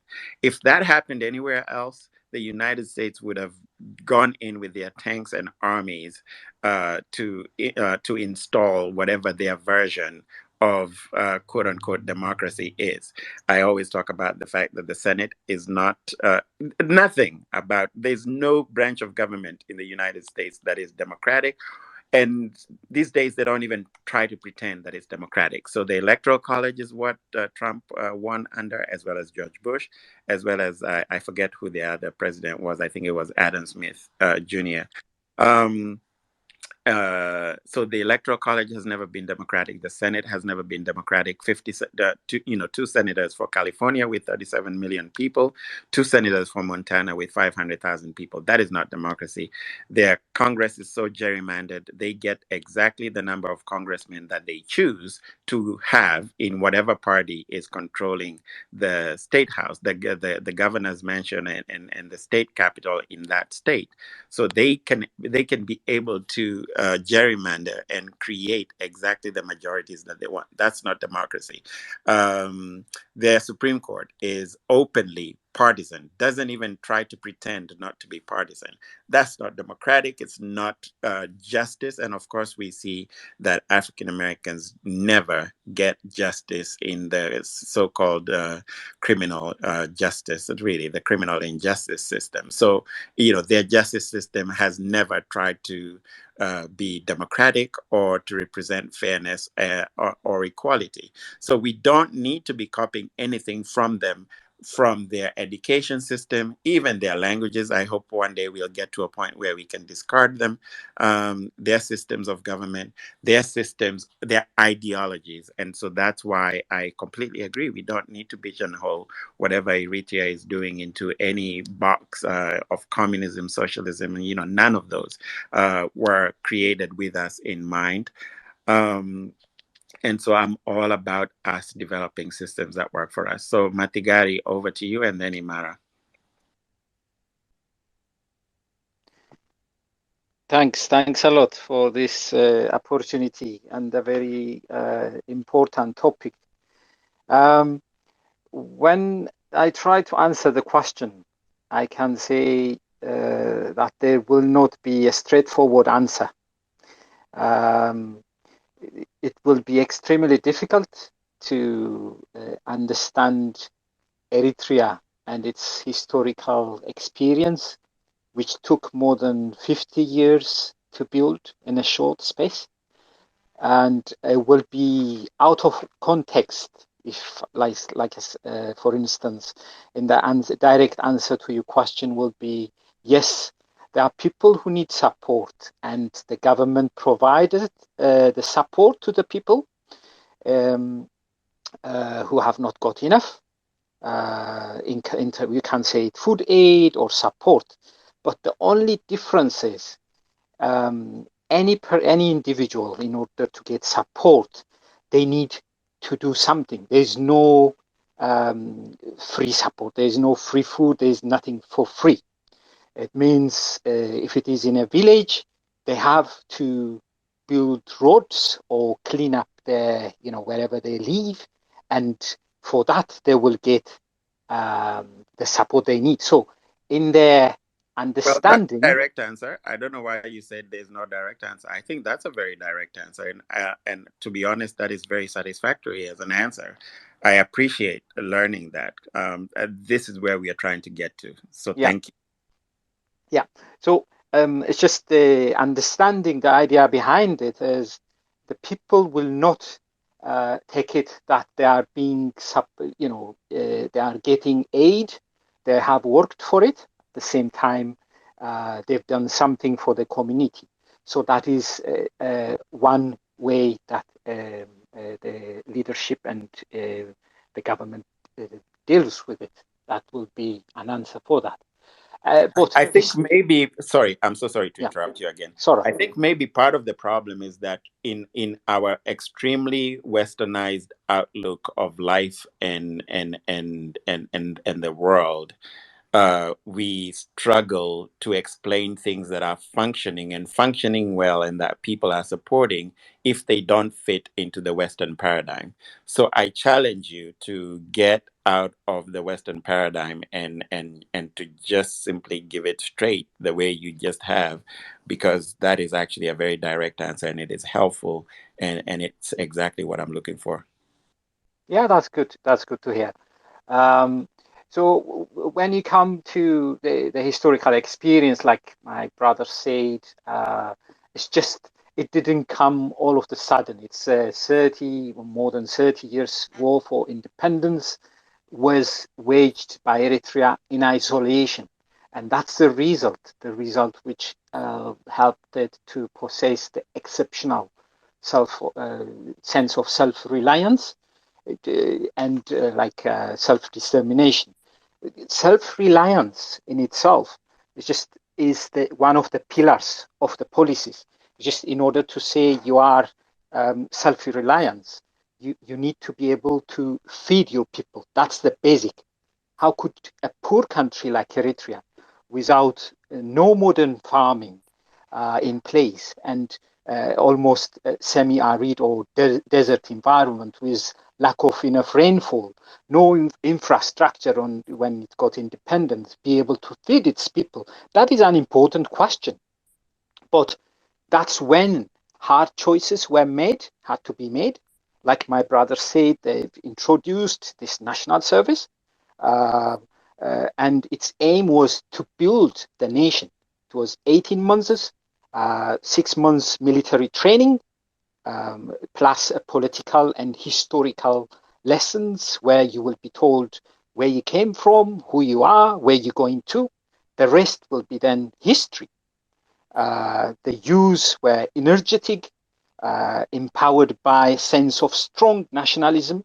They started building roads, dams, bridges and houses, medical centers. That is then you talk about how could Eritrea survive? Yes, because they built medical centers on their own, and dams as well. Then you ask the question, where does the money come from? Which is important. Then the answer will be whatever they got help. Don't get me wrong. When they say self-reliance, it doesn't mean they don't accept help. They do work with UN agencies, UNDP and other UN organizations. But the issue is, whatever they got, I don't know, I forgot her name, but one UN representative in Eritrea have mentioned something about in Eritrea, if you give them support to build a dam, There one is dam. Christiane Mutoni. Yeah. Christiane Mutoni. Thanks for that. Yeah. If you give them support to build one dam, you will see they build 2 or more. That tells you a lot because there is no corruption, there is accountability, and there is this dedicated manpower as well. Then at the same time, but what they ask is, yes, if you are going to support us, we should use the language of partnership and participation and accountability, not a direct aid or support. At the same time, to help them develop their own policies, they have their own policies. The government introduced this diaspora tax, which is the 2% diaspora tax, which in a way everyone accepted, because imagine people for more than 30 years have paid their precious lives, paid with their limbs, and for someone who lives abroad, it is a sense of responsibility to build and contribute to the nation's development. That 2% tax, which is being paid still by the diaspora, is an important as well. An important tax is serious in Eritrea. Everyone pays tax, and that as well helped the government and the leaders in developing a nation and building a nation. The objective, as it is, of paying the diaspora tax was when they stated it to stimulate what we call the national economy, for development programs, and to support martyrs' families and war-disabled veterans in Eritrea, and then sharing this responsibility as well. So without looking at it in a context, it will be hard to explain what it is all about. I think that's what I can say. And thanks a lot again for raising this important topic, brother. Yeah. Thank you. I still contend that I think that we are over analyzing and over seeking context because we are trying to contextualize it in the Western sense, and I don't necessarily know that that is that is of no. It's not necessarily. It doesn't need to make. I guess this is my point. It doesn't need to make sense in the Western context. At least for me, it doesn't. Mingla? Absolutely, Karanja. Just before we go to Migla, when we'll come back to Imran, and I encourage everybody else. I'm sure you have thoughts to raise your hands up. That would be nice, because just take it as a Pan-African spirit. Hello? When you say, like, if we contextualize things, through, the Western world, we'll be lost. Even to define every other African country with all the problems they have. And the instance, for example, national service. Yes, there must be, like, a country mentioned earlier in Europe, but the Eritrean national service, as Metigari explained nicely, and Imara, it's like, it's far from the Western type of national service. The Western people might have, almost same civilization. In Eritrea, you have 9 different ethnic. Yeah, one moment. I'll give it to you. Who is that? I don't know who it was speaking. So in Eritrea, you have 9 different cultures. Through the armed struggle, the Eritrea's unity was solidified amongst all these, 9 ethnic groups for one cause, for its, during the struggle for independence. Now, people just, don't, grow in this world and then die. There's always a new generation that comes along. This new generation, post-armed struggle during the independence, okay, most primarily, this new generation must meet the rest of other ethnic groups. Sawa, was the creation that brought all these young people first, to maintain the sovereignty and integrity. People have to be at peace and united. So this young generation found each other, So people who live, could be from one ethnic group that does not, know the language, or the heritage and culture of another ethnic group from Eritrea. The Sawa, camp became a solidifying, a source of unity and understanding, creating the sense that a country needs of unity and harmony amongst its citizens. Furthermore, providing in a militaristic style all their educational needs. And this happens the final year, when here in the UK, for example, we have year 12.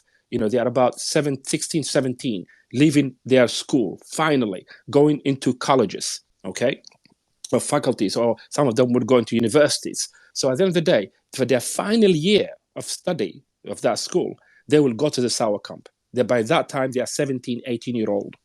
Okay, so as boys and girls, obviously, it's good to mention the girls have got their own separate dormitory within the Sawa camp's education system, and the boys have got that. Additionally, beside their academic curriculum, because on the social justice, you must educate people. And as Eritreans always state, it is hafash yinkah, means the masses must be educated, enlightened. Yuwadab means, organized. Yadak means armed. And we're not talking about, guns, because you know what? Guns don't kill people. People kill people. An educated, an organized person, anything that comes in its way, guess what? They will overcome those challenges.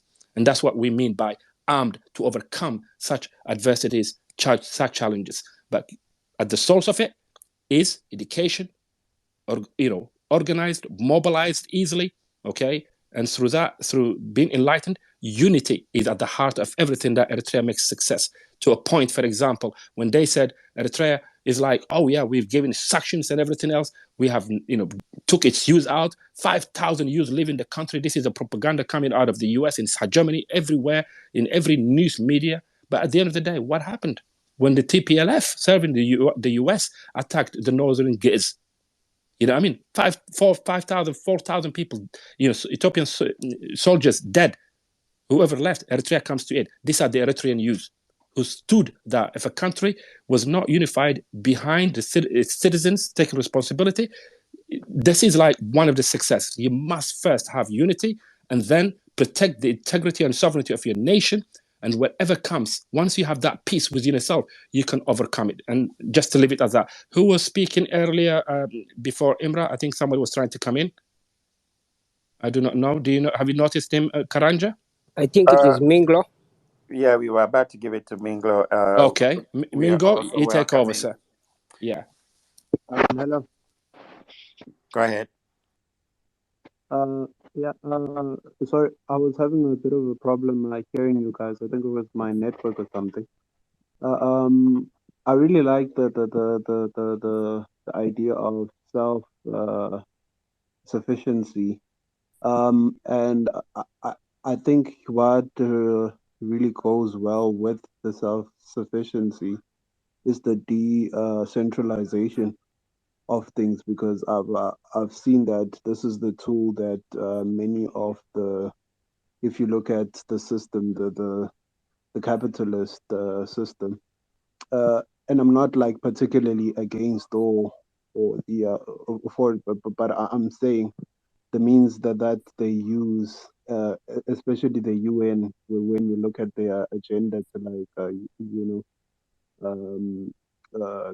to what is that, to create the smart cities and try to force everyone into one place. I think because yeah, like I was saying, I really like the self-sufficient route, because companies cannot control you if you're self-sufficient, you know. And I think those were like, if you look at South Africa's history, that is what they used on many of the African many of the people that were there, because they couldn't control them with with what do you call it, the money part, or they had to force them to like have a tax which was charged on the people, so that they could force them to actually work for the you know, for the before the regime, for the apartheid regime. So I'm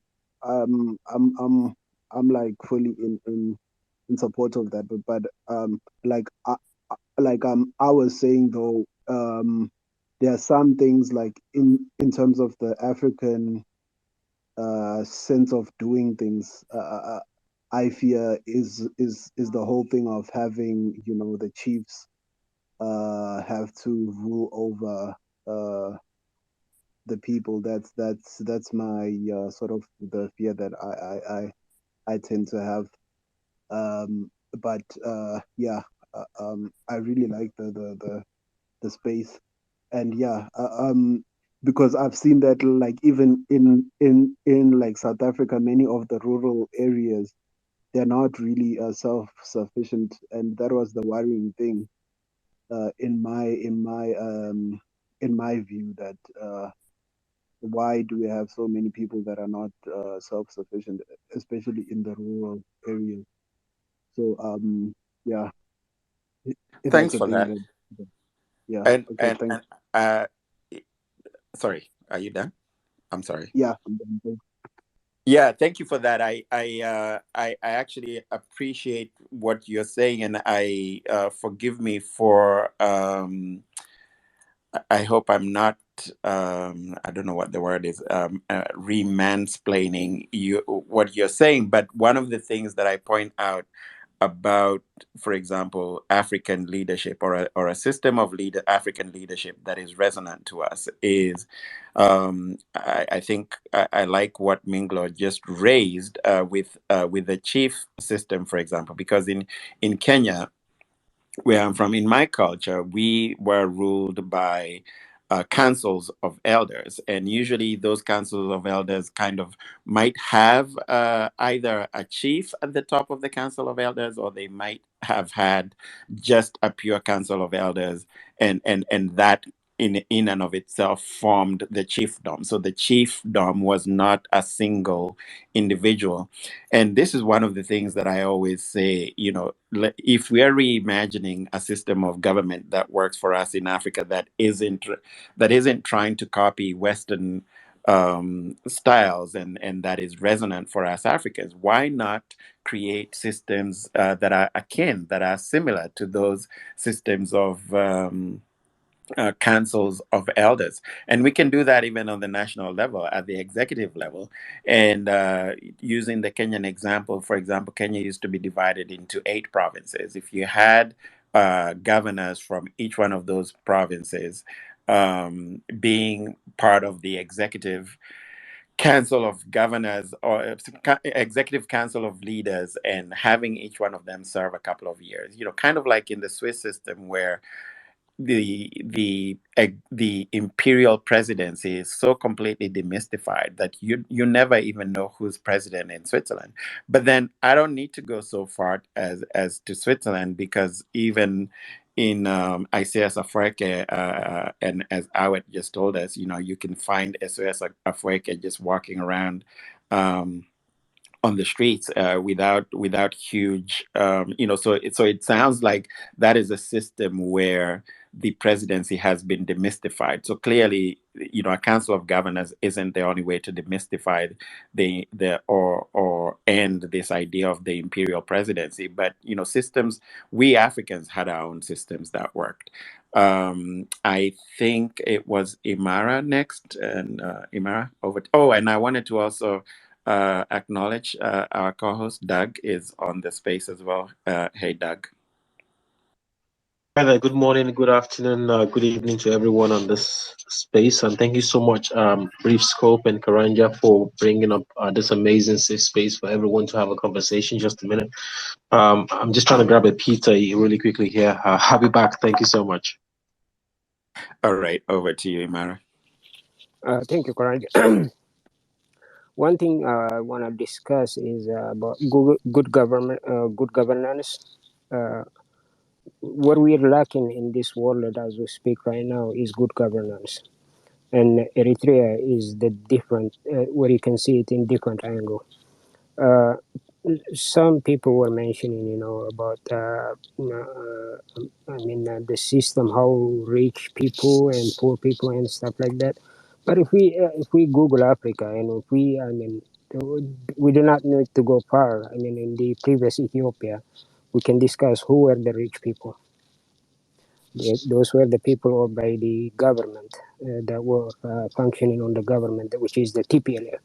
And how do they get poor? How do they get rich? By the aid and whatever that is given to them. And does that work for the people? No. We see in Ethiopia right now that are living under aid, that they cannot even sustain their own life. They just live from month to month under aid. So we got to think about the general society, about our countries. We are poor for the last 60, 70, or 80 years. Why are we poor till now? We got our independence 70 years or 80 years. Why are we poor until this day of time?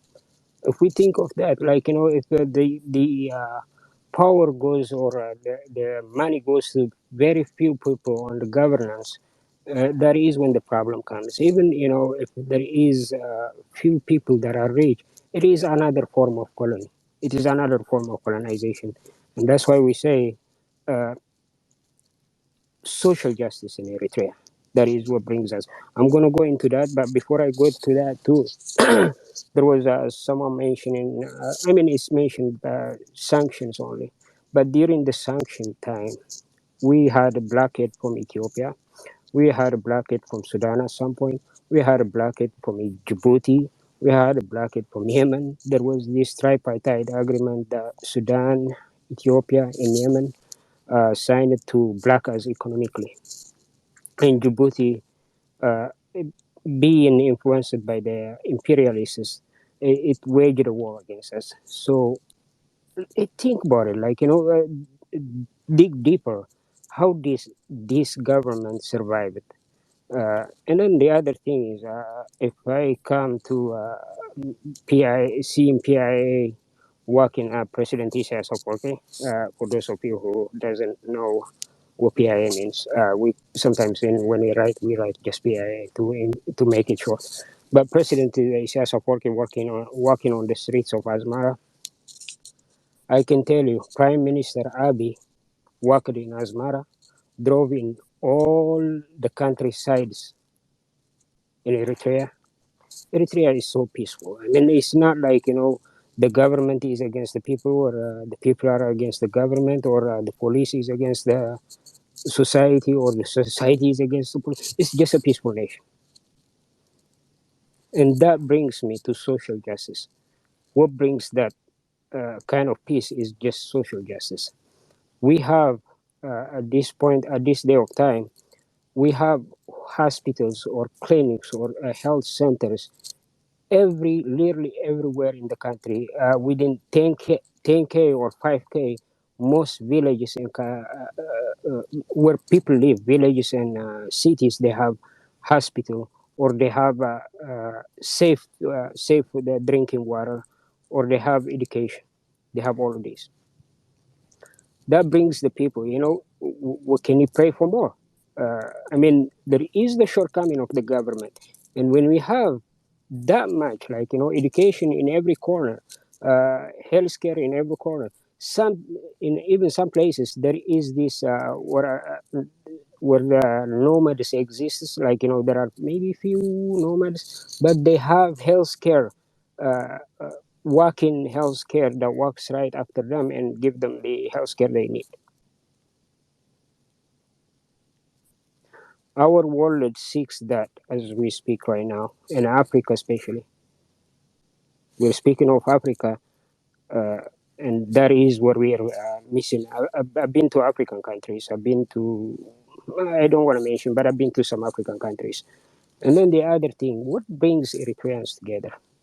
The respect of culture, the respect of my neighbor, my brother, the next person to me, which is the ethnic groups. Culture is one of the key pillars in Eritrean values, respecting the culture. Artists, when they do their art, it's all about culture, all about unity, all about bringing society together. It is the work of pretty much the Eritrean government is a product of all the working people with different angles, but they speak one language, Eritrea. So by that, I will give the mic to the next person. Thank you. Thank you. So I guess I have a question, which is, how is work organized? So I look at, for example, images of Asmara. It looks like a very clean city. It looks like a well-organized city. I'm guessing people still have to build homes.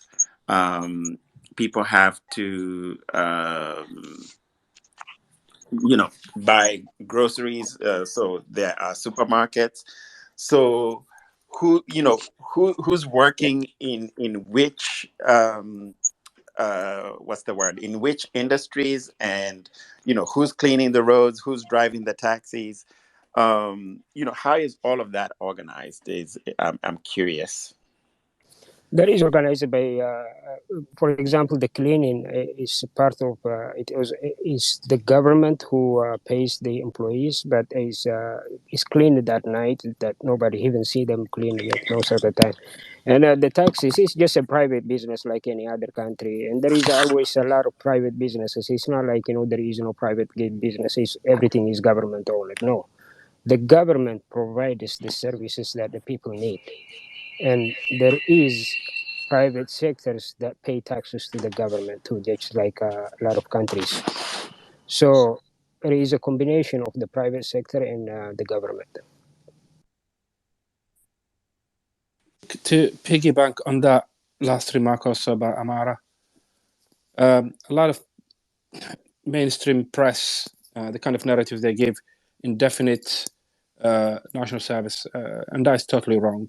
The national service since the inception in 1994 of the People's Front for Democracy and Justice.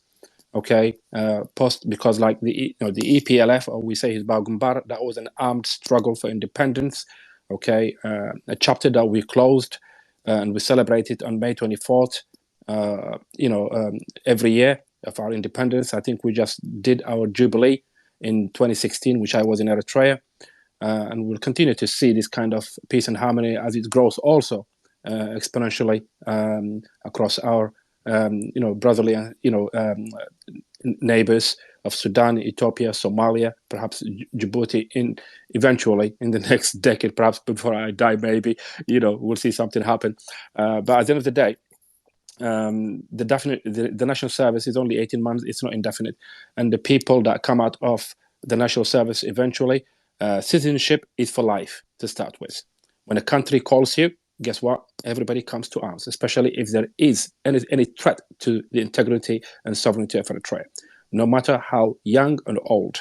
We talked earlier, through the training of the SAWA, every young person not just getting its educational systems for the final year, meeting their brothers and sisters from all ethnic groups, but they are also trained in arms, because we understand that everybody, guns don't kill people, people do.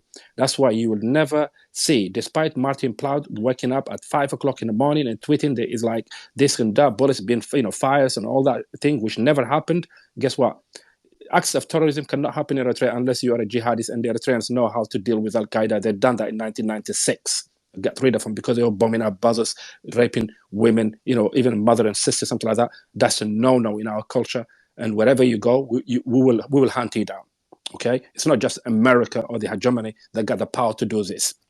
So Eritreans, for peace, is love, unity and solidarity among its people along all its, faith and ethnic groups, and the national defense. Everybody is in Eritrean defense, is in EDF. Okay, from the age of 18, he knows how to use arms. By the time he graduated, going to the Faculty of Education, he's already, a well-trained young person, willing to defend that country at moment's notice. In fact, it is said, and I've seen it by my own eyes at some point, everybody got a Kalashnikov with 300 bullets and 3 grenades in their homes. You will never see one Eritrean. If one bullet is missing through accountability, guess what? That means it's not lost, it's somebody died. Eritrean life is precious. During the armed struggle, it was acting 1 as 10. And when we say as 10, not just like one soldier going, which is unarmed, no nation giving them the arms, seizing it from the enemy that came in to occupy it, fighting it, killing it, taking it back off them, literally snatching it off their hands, using that weapon against them. Every gun is accounted for. Okay, it has to be accounted for. They've tried it with the Sahel research when they tried to bring Eritrea, giving weapons to Al-Shabaab. When all serial numbers that was exchanged between these the Soviet, the Russians and the Americans, and they said like, hold on a moment, how can these numbers of weapons end up in Baldoa? You know what I mean? Please, can you check the stores, please? And they were there. You know what I mean? But how Eritrea found out, in order to sanction it again, like just doing it again all over again, is basically, those details of every, let's say Kalashnikov's serial numbers that was exchanged between the superpowers. America used it to hoodwink the nations that we supplied arms to Somalia, to Al-Shabaab, when those arms are actually in Eritrea. So basically, there is a strong sense of accountability, but the accountability becomes the love, for your own brother. You are an Eritrean, regardless of your faith, regardless of that. And that, the SAWA, and under the PFDJ leadership, and, and prayable, the Constitution of Nation Building, social justice, and other, 5 other pillars of how to do it through education, welfare, healthcare, making sure it's like the childhood mortality is extremely reduced. People are fed, but building the kind of infrastructure that connects, to the smallest town in the region, creating education systems across the whole entire region, building, it's like agricultural systems, because most Africans are people of agriculture. They live off the land, and we have that, and we had to go back. The Gashbarka region, if you look at the map of Eritrea, it's called Gashbarka, which is the breadbasket of Eritrea. It's a vast land. Badme is just below it, on the same region. Why they have to try to threaten it, in order to create a chokehold. You have sanctions on top, on top by the hegemonic nations who are sending almost a jihadi-like terrorist groups like the TPLF, on your border, on your own land, sitting for the last 27 plus years on a no war, no peace, utilizing the masses of Ethiopia at gunpoint, looting the whole nation, forcing it. This was the doing of the United States, but America still. This topic that Karanja, and Briefskov have picked up is a learning scope, and why we are here is like, how can we share what we have experienced? We're not saying we have all the solutions. Hey, we have solved it. This is a magic wand, but this is what we had to go through. And are you ready to bite the bullet? But biting the bullet is like saying, I will just eat 1 meal a day. Put a leadership, that thinks, that puts people first. And the actions that they need to take is to have, and its pillars, let's say whether it is in Kenya, as far as Mali, or anywhere else, okay? Social justice, creating infrastructure, and the people have to take that chance. Eritrea was deprived of any machineries. Through the disparate tax or anything the government can put together, or with the help of nations that want to be partners and elevators through all the political conundrums that's been going on and sanctions. Guess what? Those machineries will be at the high seas or sanctioned, because they will say, oh, you will use it as a weapon. How? Because they're already arming the TPLF to the teeth. Okay, and yet you have to deprive Eritrea of any weapon. How did it defend itself?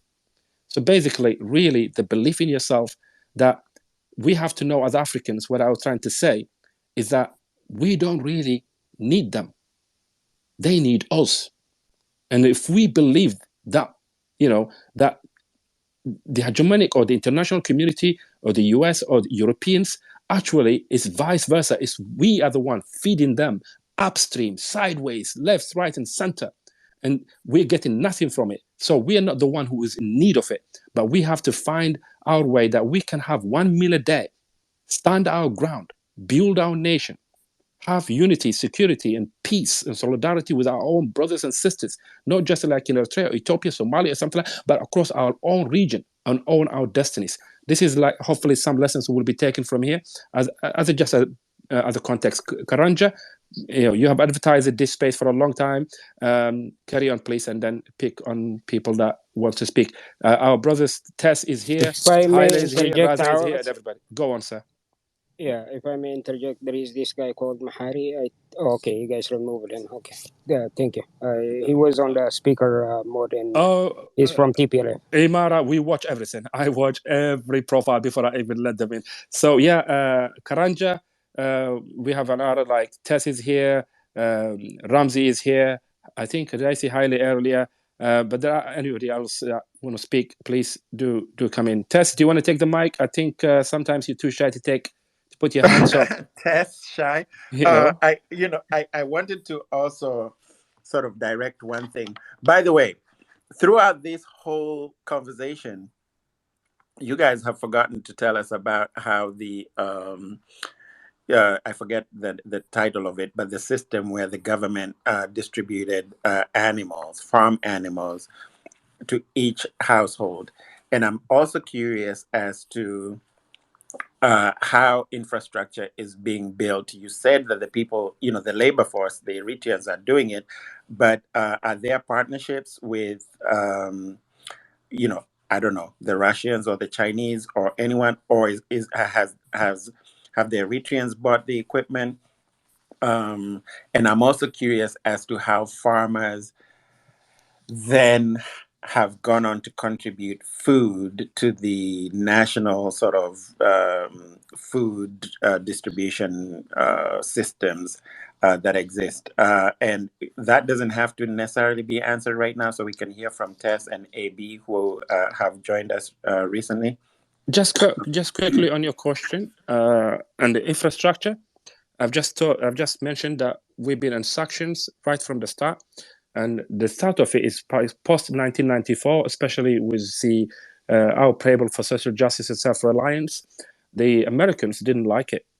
They could not, they can see it, that, there's no way they can kneel Eritrea to do whatever, America and its hegemony want us to do.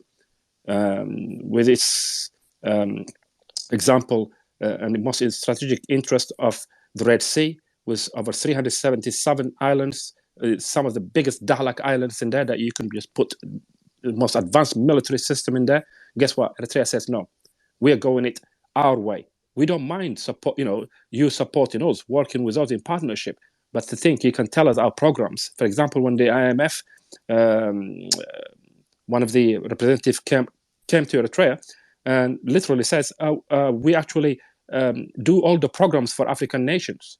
And our president simply said, there's an interview, why can't we have our own programs, nation building programs?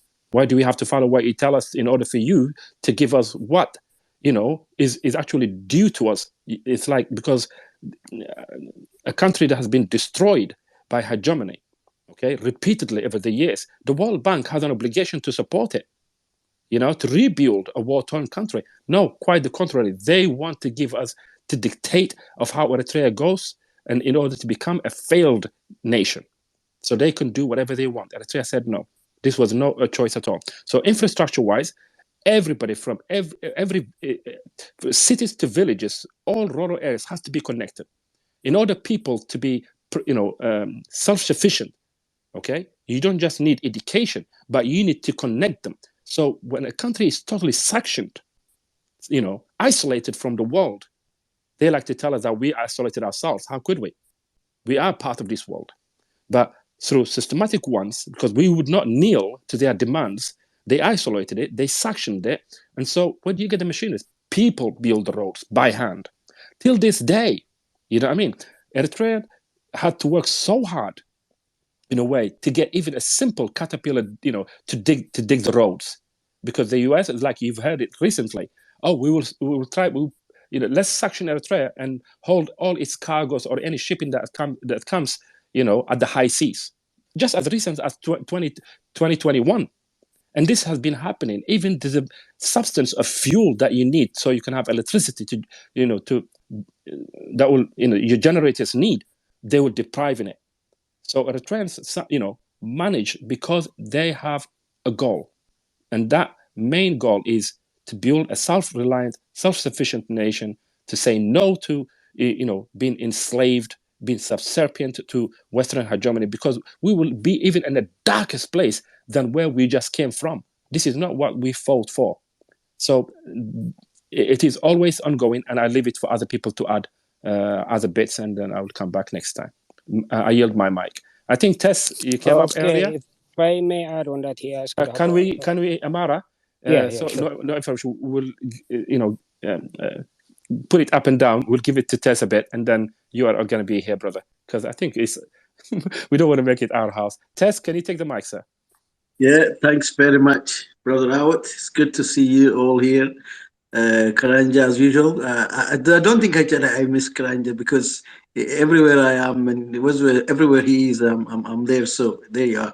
And then, in fact, Prince too, to be honest with you, as if actually we're sharing the same living room or whatever. Imara is also actually the same. So I haven't seen you recently, but brother, it's really always, as you know, good to hear from you. I think just the nitty gritty of the Eritrean inside politics. If I indulge myself, to be honest with you, probably I would be lying actually to have the detailed knowledge. But I have to say actually a few things here. First of all, earlier on I heard about democracy. Karanja was actually talking about. Socratician democracy has never been actually in the West. Is diluted. It's a pervert kind of they call it actually democracy. So if you are to be lulled and fooled by what they call actually democracy, come to the real world. To be honest with you, United Kingdom. Out and I actually share the same country. Probably actually others here too. Now you have actually what they call the House of Lords. For heaven's sake, unrepresented, unelected body is just making actually a mess. So this is a country that you say, oh, what's the UK? The UK is a democratic country. This is a democratic country. You have the monarchy. Well, to be honest with you, the monarchy may not have actually a direct influence, but still actually just the blessings of any constitutions, it has to go actually through the monarchy. There we call it actually democracy. You go to the America, I don't want actually to indulge in that because Karanja has already said it. Now, why do they want actually democracy in Africa? Absolutely, first of all, to dismantle countries like Eritrea, to bring actually this regime change under the umbrella of democracy. What democracy, to be honest with you? That's the whole ethos of talking about democratically elected or undemocratically elected or totalitarian government or dictator, meaning you are not budging. My definition of a dictator in the eyes of the West is you are not budging. You are not going to give them actually an inch. So you will be labeled. So in order actually to raise some enemies from within, in this case actually Eritrea, they breed what they call democratic forces.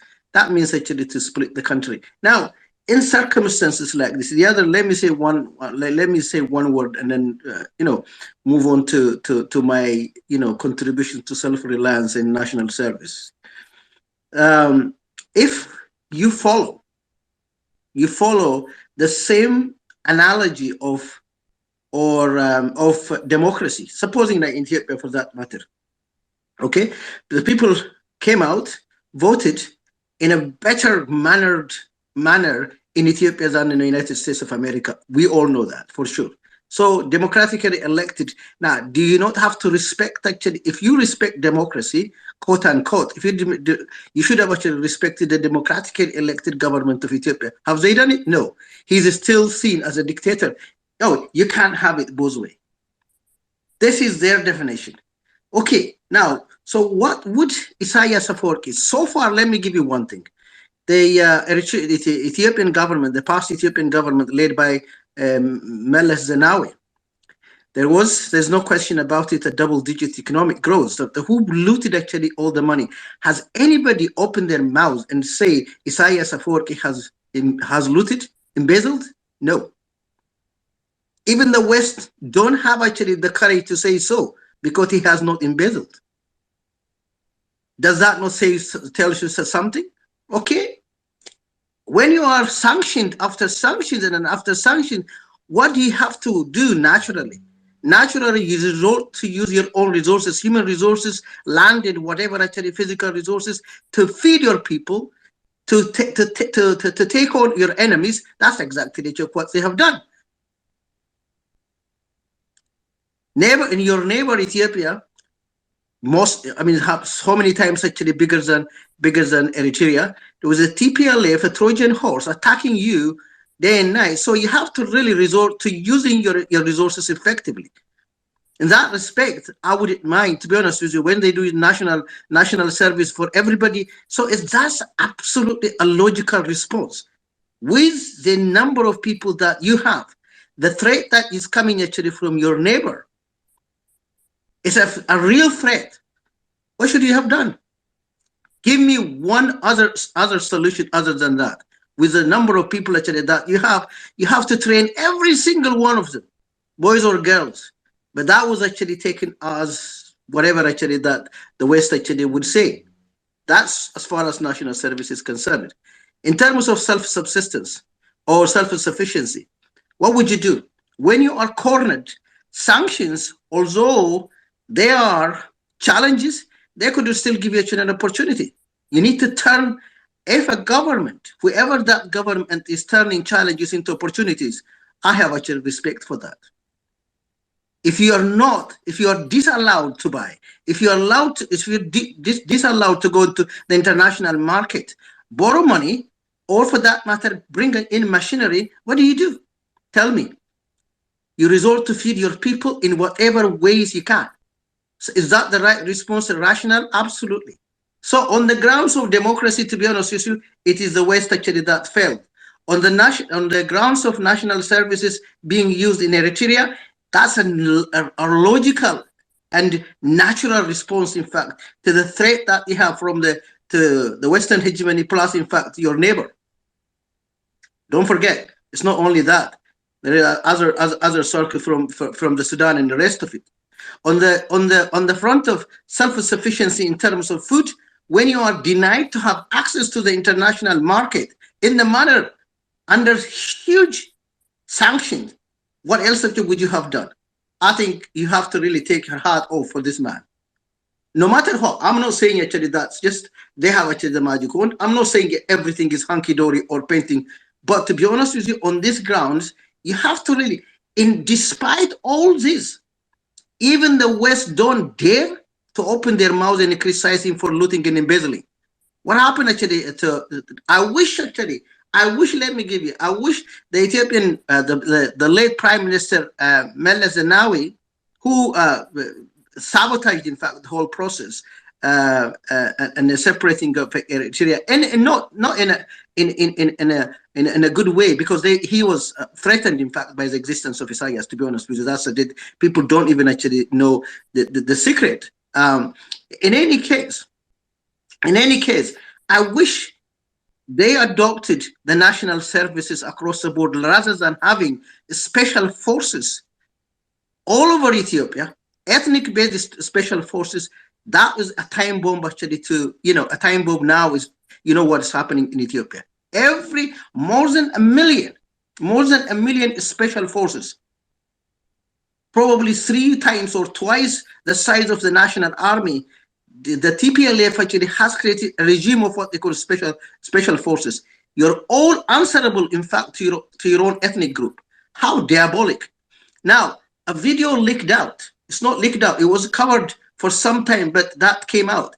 Isaias Afwerki, being the leader of the Eritrea at the time, you would consider him as quote-unquote enemy. He was telling the TPLF not to go this ethnocentric politics, not to go. You would expect him actually to say, oh, go ahead, split the country. He was the one actually telling him, advising him not to go. So I do have actually admiration for that man.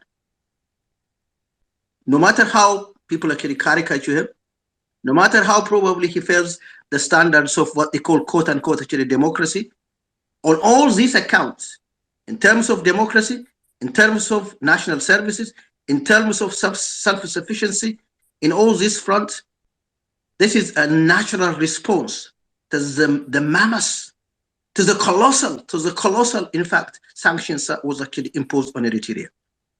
So I have nothing but, to be honest with you, just admiration in that respect. Thank you, brothers, for giving me the opportunity to say whatever actually little knowledge that I have and to share that with you. Thank you. Thank you for that, Tess. I kind of feel like we still really struggle to describe what is working for us without trying to justify it based on a Western outlook.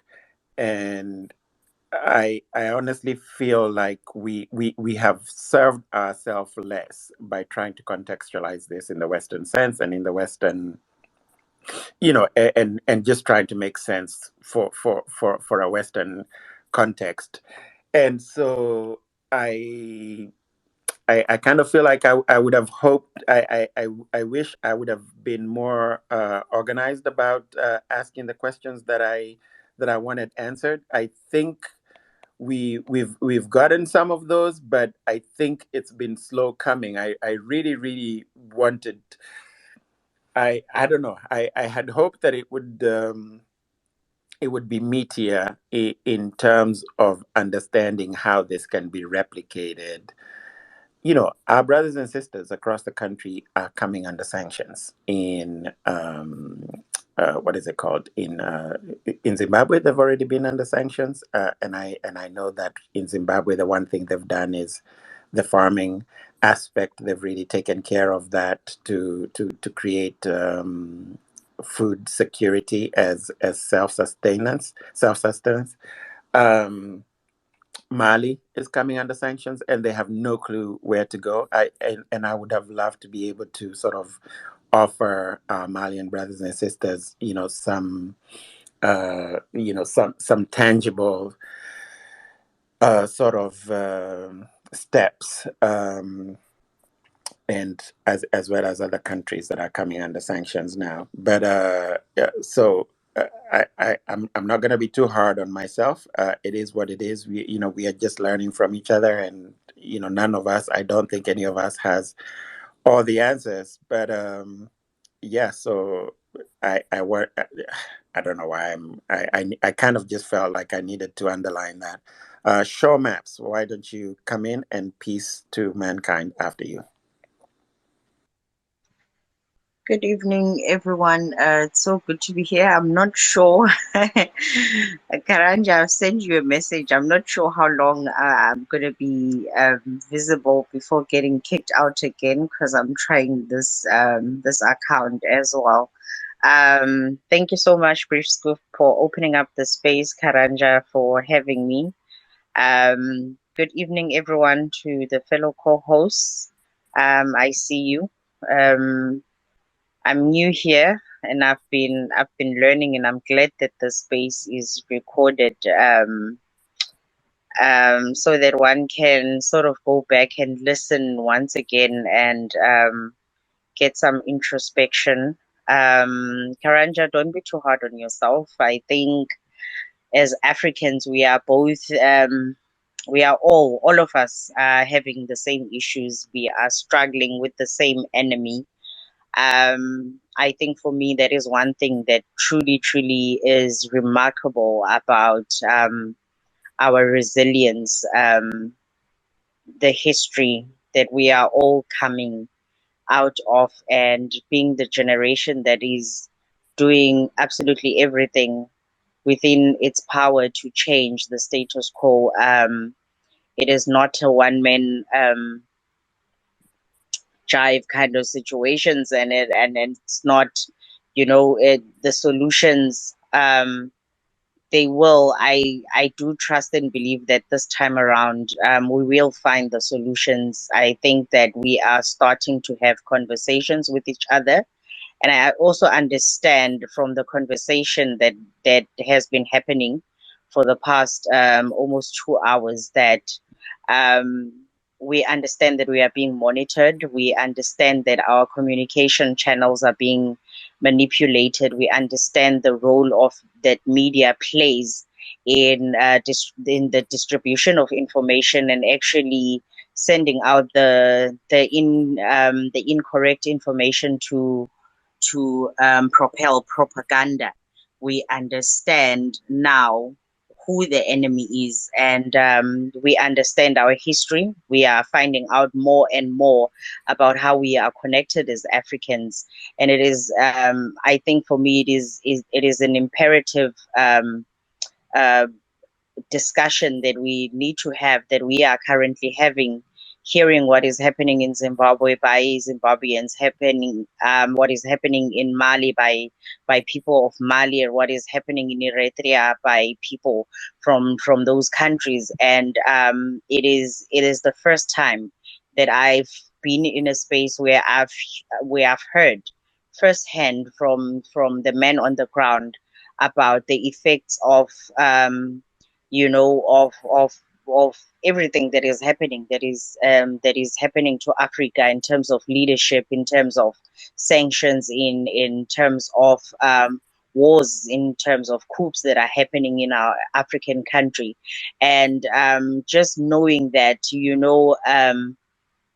what you have been observing in your own personal capacity, and being on spaces with like-minded people actually want to drive change. So don't, I'm just here cementing the contributions of everyone to say that we shouldn't give up, And I also would like to cement and support the statement by Tess that it is right now for me as an individual woman coming from South Africa. I think that this is the perfect opportunity for us as Africans to find our solutions, to not be looking outside for aid, but rather inside of Africa. I think that this is the opportunity for us to be able to be the aid that we need to propel the change that we want to see within our communities, within our countries, and let that escalate into the rest of the continent. If the West is trying to shut us down, then it is then this challenge that we are all having as Africans. This is the time that we should be having a conversation about how we can help each other, about what it is that you as the people who are under sanctions truly need from your neighboring countries. What sort of aid do you need from us? Um, to put it out there. And I know that right now that your struggle then becomes my struggle, and I'm learning as an individual. I know that I'm just one person, but I think I speak for each and every other African that is on the space here tonight to say that if you can come up with tangible small things that you can say, look here, this is what we need right now. These are the people that we are going to send out into the country and do what we have to do to survive the West. Because right now we have a common enemy. We know who the enemies are. We know what we want for our countries. We are not confused. We are no longer just accepting information as is. We are questioning everything. We are questioning even ourselves, our own beliefs, and we are waking up. You are not alone. We are there with you, and we are trying as individuals to come through and say, hey. May I be counted? May you DM me and introduce me to organizations that can come through, that can propel those solutions that we need, that you don't have to go outside of yourselves to go and find aid. So I'm just one woman that is here on the space. I'm representing the South Africans, and I am saying that I am here. And basically that is my contribution, because for me it is all the what I call transactive love for my people, that even though we are different, but that is the whole thing that makes us such a unique kind of people. But I am African before I am anything else. And I think that we need to get to a point where we send out a very strong message to the West, to any other country that is out of Africa, that we are aware of the scramble for Africa 2.0. We are aware of your miseducation.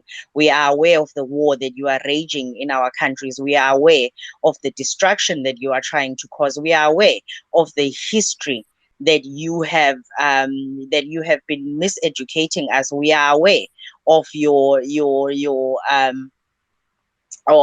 destructive way of trying to kill us. We are aware of all of these things, and we will not be apologetic about it. And even if you may persecute us, you may persecute me. I'm one person. I may die, but I will definitely be coming back and be multiplying. You will not kill every other, all of us.